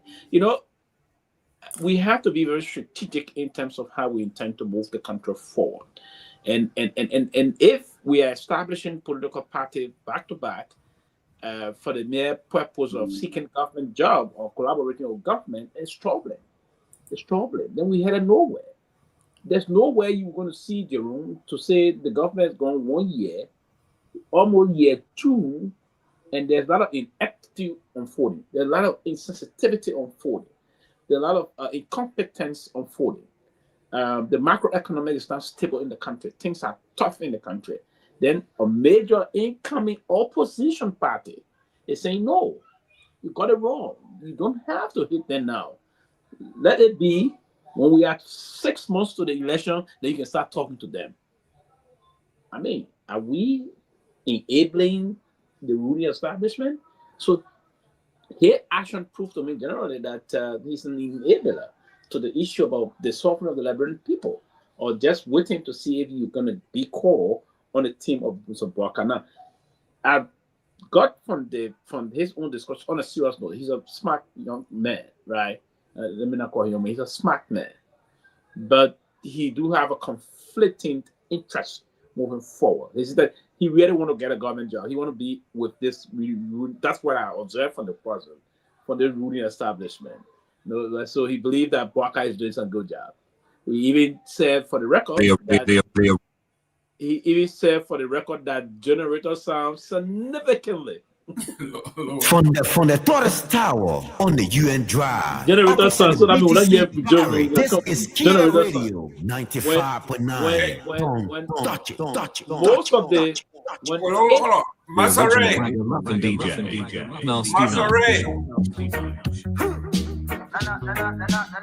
This one's for all the politicians, them.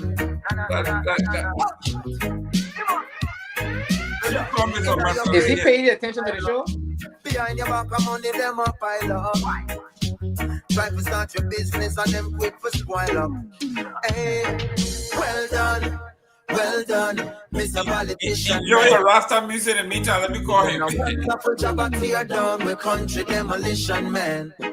Sibbly bang, well done. I think that like commercial break that came on. Nobody does that. You done such a great job selling out the country with your business plan. Well, you forget a round of applause beyond the work you're doing. Decisions where you make will left the country in a ruins, yo. Strictly personal gain you're pursuing, so the tax rate higher than the planes where you're fluing.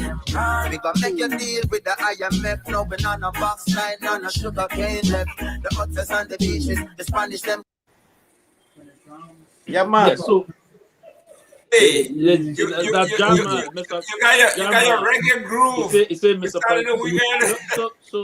So honestly, that's So yeah, you will be shocked. it's just like you see here to see whenever you hear President Trump now trying to get rid of all the Democrats in strategic position here. When will you see the Democratic Party chair seeking, even talking about contemplating? Listen, what we have to do and that's my problem about a lot of the political process in the country.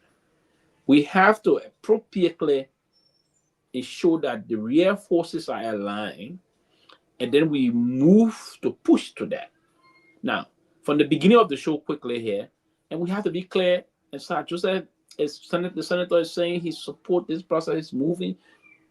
He didn't say to anybody that he's the political leader, but he's a major player in the organization of this movement. But I will make him general. He said, man, ordinary floor member, he doesn't kind of, but every major thing sending up. The man said that he gave 100,000. He said he can't. Then he said the man himself said it. He said he can't call the man name. Come on, why are we headed, man? Listen, from the beginning of this kind of establishment of political institution, we ought to be honest. That's one of the things I learned moving forward in terms of all my political engagement in Liberia, during my advocacy days and all of things. We love to be very honest and very much full-throated about things that we intend to do. That's why. But I thought he's a smart man. He discussed the thing about, and he's got seriously conflicted and diluted in terms of the United Party politics. Okay, let me go to Mr. Kehleboe Gongloe. That was a fair analysis. Yeah. It was a very good show. I met Mr. Smooth Talker. I think if he sat in that view with me, I'm going to fail him because he doesn't answer strict questions. He presents how much in his head as opposed to going strictly to the question. But Ahmed is getting into politics for the first time. He has been in consultancy. So let him get used to that. Conspiracy theory and everything is politics. Life is politics. So you got to get used to it. Whether he was present or not present, so there are many issues associated with Sir Joseph, some positive, some negative. Everything will be thrown at him because he's an acting chair. But just quickly, guys, I will say this. I think the way Abner wants to go about, I think that is a wrong way. We all know the established knowledge is this is Sir Joseph Party. He's a founder because he told, how do we know? Because Sir Joseph told many people that he was establishing a political party, and he even spoke to one or two panelists on this TAC that I know, okay, that he spoke about, that he was inviting them to be part of his party. I know some friends back in Liberia that he spoke to them. In fact, for full disclosure, the chairperson of this youth, the PAP youth, is Josiah Guza. That's my picking from Nimba. Okay, we have series of conversation to say, oh, Sir Joseph is just a social affiliate member. In fact, he's not. The group of Liberia came together to couch out that narrative. Come on. I think that's a false start in my view. And Ahmed should be forthcoming. Listen, the primary objective of establishing a political party is to capture state power. Nothing less, nothing more. So if you're going to establish your party and your politicking is to be a government collaborator, say we want to see positive, we can't make suggestion, then yeah, you can make the suggestion of our political party. You don't need a political party to make the suggestion. You don't need an institution. And fortunately for him, in his case, he got a hot wire line open to Joseph Boyka. So he can easily call, he can go on the fine bombing and they kill some goats and they eat goats together while he talks. Okay? While he giving political advice. He doesn't need to be a chair of a political party. But the fact is, I will disclose this. I want to say this to Ahmed, but no, you didn't let me talk my last thing. Ahmed, the politics is, you must be clear. Your political leader, Sir Joseph, disclosed to a reputable legislator that I know, and because that legislator is a political person, also disclosed to me, who sit on the public platform, that he approached Sir Joseph, that can we work together? Myself, I'm having a political party to have the biggest opposition platform. Sir Joseph told him, I cannot do that because I'm forming my party to go and be helping vote to Joseph Boyka. If Joseph Boyka does not run, maybe I can rethink it.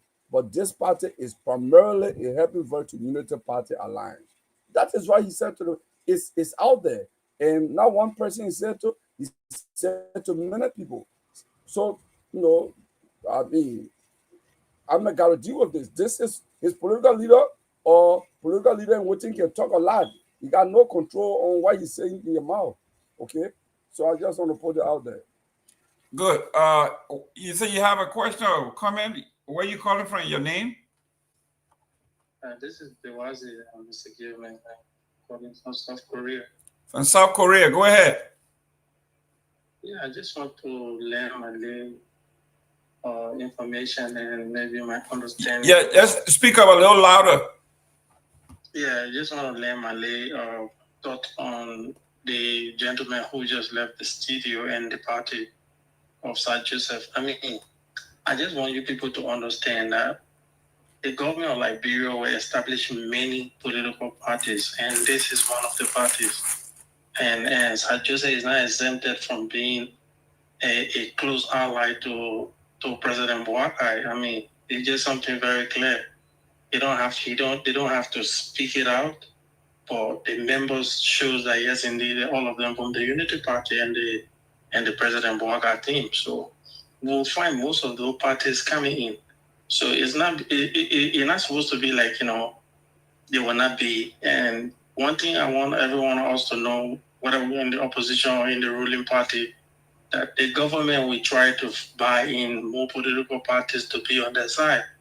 And I think PL, I know PL, I know AP, I know what the name of the political party is, one of them. So there should just be a clear understanding that we, from the member of the opposition, they also have a member of the opposition who is collaborating with the government.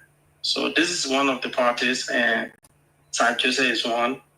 And this is just it. And thank you for having me, Mr. Gayman. Thank you guys for the show. Thank you. That's the view from South Korea, that this is a helping verb. Somebody who, like he said, they are suspecting that the government is going to sponsor even more political parties.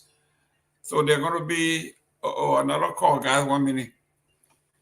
Your name and where you calling from? Good evening to you, man. This is Abraham Carter calling from New Jersey. Go ahead, New Jersey. Sorry for laughing on the show, man, but the word happy verb is so funny. That's why I had to laugh, man. But listen, man, I managed to follow Mr. Salim at the latter part of the show. But Pewee stated something. Perhaps he just seen Ahmed Salim for the first time.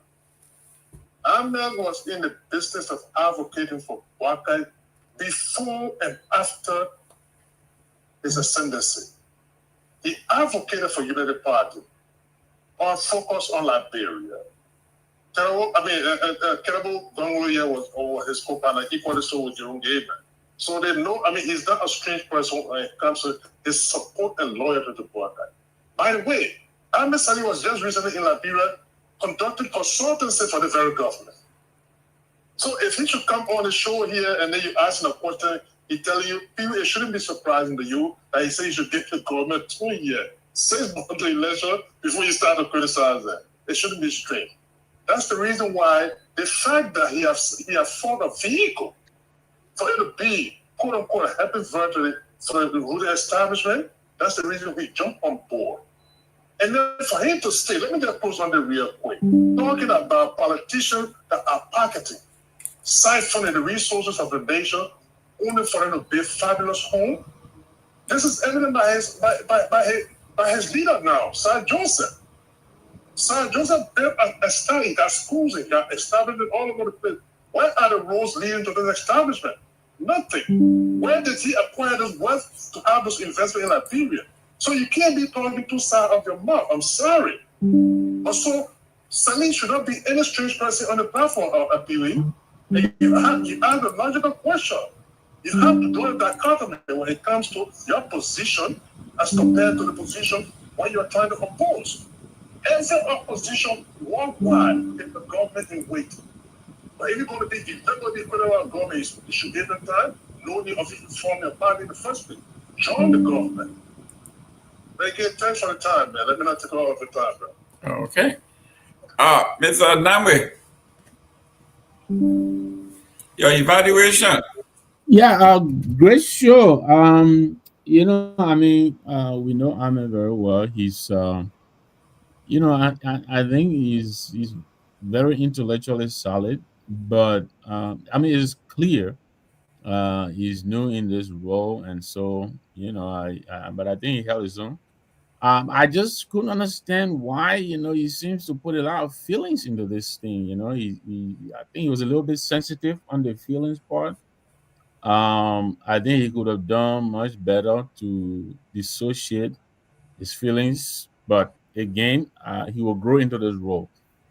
The questions that were being asked, I think some of them were fair. The question Mr. Pewee is asking, for instance, this Anna was at the UN recently, helping this government to lobby for a seat at the UN. And that's his recent association with this government. And so the questions, I think they are fair. If you were called today, called upon by this government to go and serve, will you abandon your party and go to serve? I don't see why he found that offensive. I think it's a fair question. You and I get asked on this set and everywhere else, Jerome. Why are we behind CMC? We're only grievance seekers trying to eat Musa ability money. But we stick with the issues. We have our reasons why we're supporting the CMC, and I'm sure he has very ideological, reason. I was also surprised that he will buy into an idea that will promote a foreign governance system without, really, with the kind of guy I know him to be. He's very intellectual. He's very, very solid and balanced, like I said. But to say he hasn't gone to Singapore and yet he's going to tell us, the party will subscribe to their form of progressive action, People's Action Party. I was a little bit surprised by that. But again, like I said, we're all in the same opposition community. I think we should all, join together and do the best we can to reinforce one another. But like I said, I think he will grow into the position. I think he was sharpening, his responses. He did great tonight. I'll give it to him. He did great, and I have no doubt he'll continue to get better. But I think he needs to really think some of those questions through, because those are questions that I think will continue to come his way. People haven't even talked to him yet about how the speculations about how Sir Joseph came into his riches. He wasn't that rich until he got into government. His wealth is not as traceable as Musa's abilities. And that question is going to come up. He should be prepared to answer that question. So, but again, like I said, kudos to my brother Ahmed. Like I said, I know him. We all know him very well. He's a stand-up guy. He's in a new territory. He just need to take his feelings away and address the issues. But thank you again for allowing me to make the input. Mr. Sita. Yeah, man. Oh, this sensitive. Thank you very much. I think we had a wonderful show, and the gentleman, in as much as I don't know him personally, I have not heard of him, but the fact that from this show tonight, I've evaluated him. He seems to be well educated. He's smart. He can articulate the issues. But the problem is his honesty. And in this kind of business, if you are doing this kind of business, you have to be honest. You can't say you are forming a political party to change the status quo, and at the same time, you are working with the status quo. It makes no sense. It beats my imagination. How can you be establishing a political party to change the status quo when you are also working with the status quo? What does that tell you? It tells you that you are not an honest person. It tells me that you are a grievance seeker. You are doing everything to continue to be benefiting from all of the negativities that are happening in Liberia. He espoused to this whole idea of Singapore. Yes, Singapore was just a fishing community. In 50 years, that country has been transformed. Why was it transformed? Because the leaders and the people in our country decided, say, look, we are going to lift ourselves up. The leadership motivated the people, inspired the people, and the country rallied around their leaders, and they transformed their country. The question is, can Sir Joseph provide that kind of an inspiration? Can Sir Joseph provide that kind of a motivation? Looking at his own allegedly shady backgrounds? I doubt it. So the whole thing here, I think it's just a small screen, to muddy the water, to have a multiplicity of political parties, to confuse our people, so that at the end of the day, the party the people don't want to be in power will continue to be in power. But I think we had a great show, and thank you very much.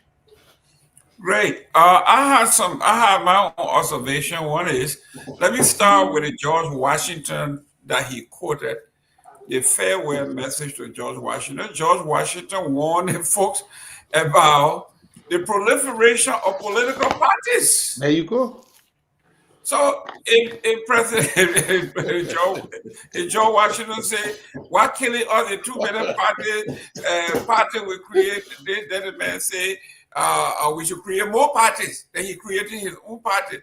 And he doesn't want to admit that the objective of an opposition political party is to take state power. If you say we will give them the opposition, we give them the suggestion, we give them the answer, and then we'll document it. If they don't implement what we want, then we'll go to the people and tell them, oh. So this brings me to what he said here. He says, our job is to be patriotic and help. So then I go to Mr. Tapper, and Mr. Tapper said, all political parties that are coming, the new ones, they're all helping verbs. And this is what the man himself said. He said, our job is to help as much as we can.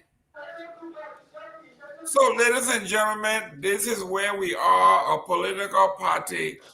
Mr. Seleke himself did not even want to admit that he was a member of the party. I had to push him. He didn't want to admit that he was a member of the political party. So whether he was serving only as a consultant to put this party together, finally he said, yes, based on the logic of 3,000 members, I am a member. So, ladies and gentlemen, we had a great show, but it is to tell us too, we have had Honorable Musa Ability here 1,000 times to answer questions and listen to the folks. The platform is open for Sir Joseph to come on anytime and face us and answer the question. And the questions after questions after questions, because there are more answers that need to be had. But from our end, the show is just beginning. But for now, I think Honorable Tappet is right. Most of these parties are becoming helping verbs. And at the end, they will collaborate with the political parties in power. And if the suggestion is you don't have the person to do the work, but I have somebody who can do it. So the president said, well, then you come over. There's a merger I can see coming. We have some answers. You don't have no answers. So since we have these people, the president going to say, there's no reason to form a different party. You have the answer. You come, bring the answer. And then you have a merger. So this is not a political party. I think this is a political party established to blunt Mr. Victor Nagbe and his crew. They know that Musa Bility is coming, and he's coming with fire. So they are putting somebody either the equal or almost is equal to blunt that force. And once they are thinking that Sir Joseph may cancel Musa Bility out, and that leaves them to repeat. Nagbe, I think that's the strategy here. So you have to be ready. They are coming for you, Mr. Nagbe. We here. That's correct. So Ahmed, we are ready, formidable on this end, and Sir Joseph can take on Musa Bility in a debate anytime, anywhere. And we are willing to take on, you are a party in the sky. When you get situated, come back, and we go mano a mano. But George Washington that you referenced, he said the proliferation of parties and the loyalty to party is a threat to democracy. And you forming the 25th party. And the other thing is, quite frankly, right, I'm a little shocked the way they're going about it. Usually, a political party in this formative stage that has not really been, they haven't registered yet. They haven't been certificated. And they are on a PRO bliss. I know UPP suffered this, Noah Bodolo and the rest of them. Okay. Yeah, I've seen that. It's so, yeah. Here is Joseph right here. He said he called a mini lunch of the party.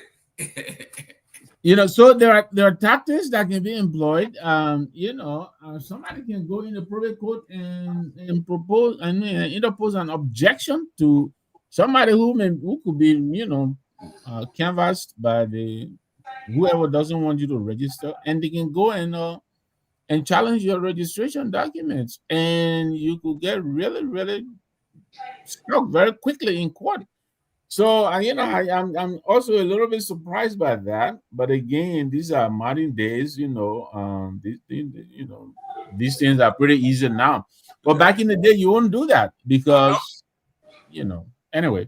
Honorable Pewee, I'm reading the comment. All the United Partisans are coming to Ahmed defense. All the I was going to say, if Joma Jala or Fatima is like, oh my God. Joma Jala is defending Ahmed. All these people defending Ahmed. Yeah, that's what I said. Ahmed behaved effectively today, and that's why it will please the leg of Joma Jala. He was an effective, exonerate commander tonight. And again, what he further exhibited tonight further justify that people would think that helping verbs and people are going to continue the news, right? That you're going to be this happening. So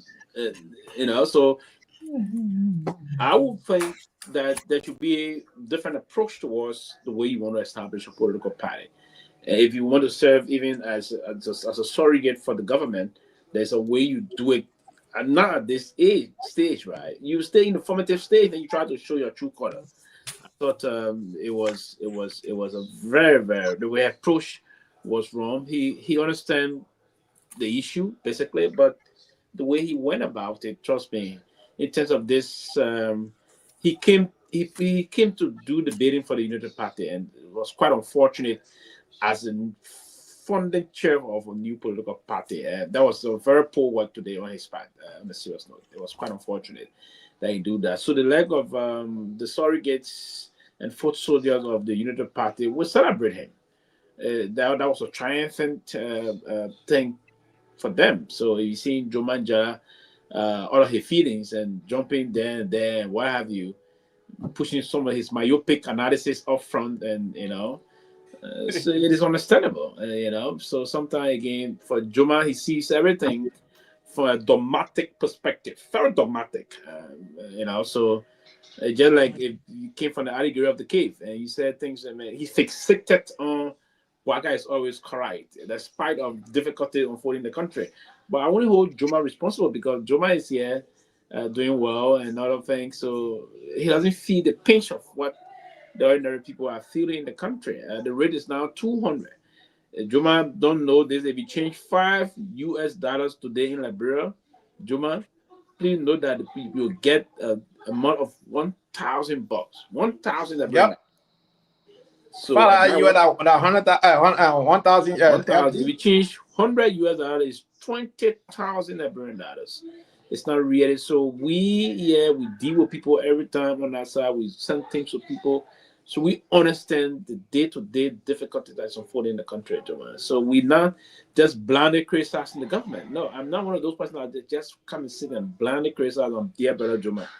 I'm taking from the perspective of realistic things. There can be time I commend Mr. Bwaka and the president and the Unity Party government. There will be a time when they come to the hard reality for that tonight. Why will you be pushing to say you come to establish a political party and tell us, no, we shouldn't criticize the government? They give the government 4 more years. Then maybe the last 6 months, then we can start talking. By which time, the people will say, but all right, people making me say, I didn't tell. So the best government, I think we all agree. So the people, I mean, come on, man. Come on. We need to stop that. Yeah, the party didn't get CDC. They didn't get CDC 3 months. They started no, in 6 months, we have June 7th. Exactly. Juma, check out Juma by your style and cool off. Pewee, today I saw the government reducing the rice price and people are jubilating. Who are the rice importers? Foreigners. Our staple food in the hands of foreigners, Pakistani, Lebanese, Indians, Chinese, right? Our staple food in the hands. Last year, August, at the ministerial complex, this very administration launched agriculture initiative that's supposed to reduce rice input by 70%.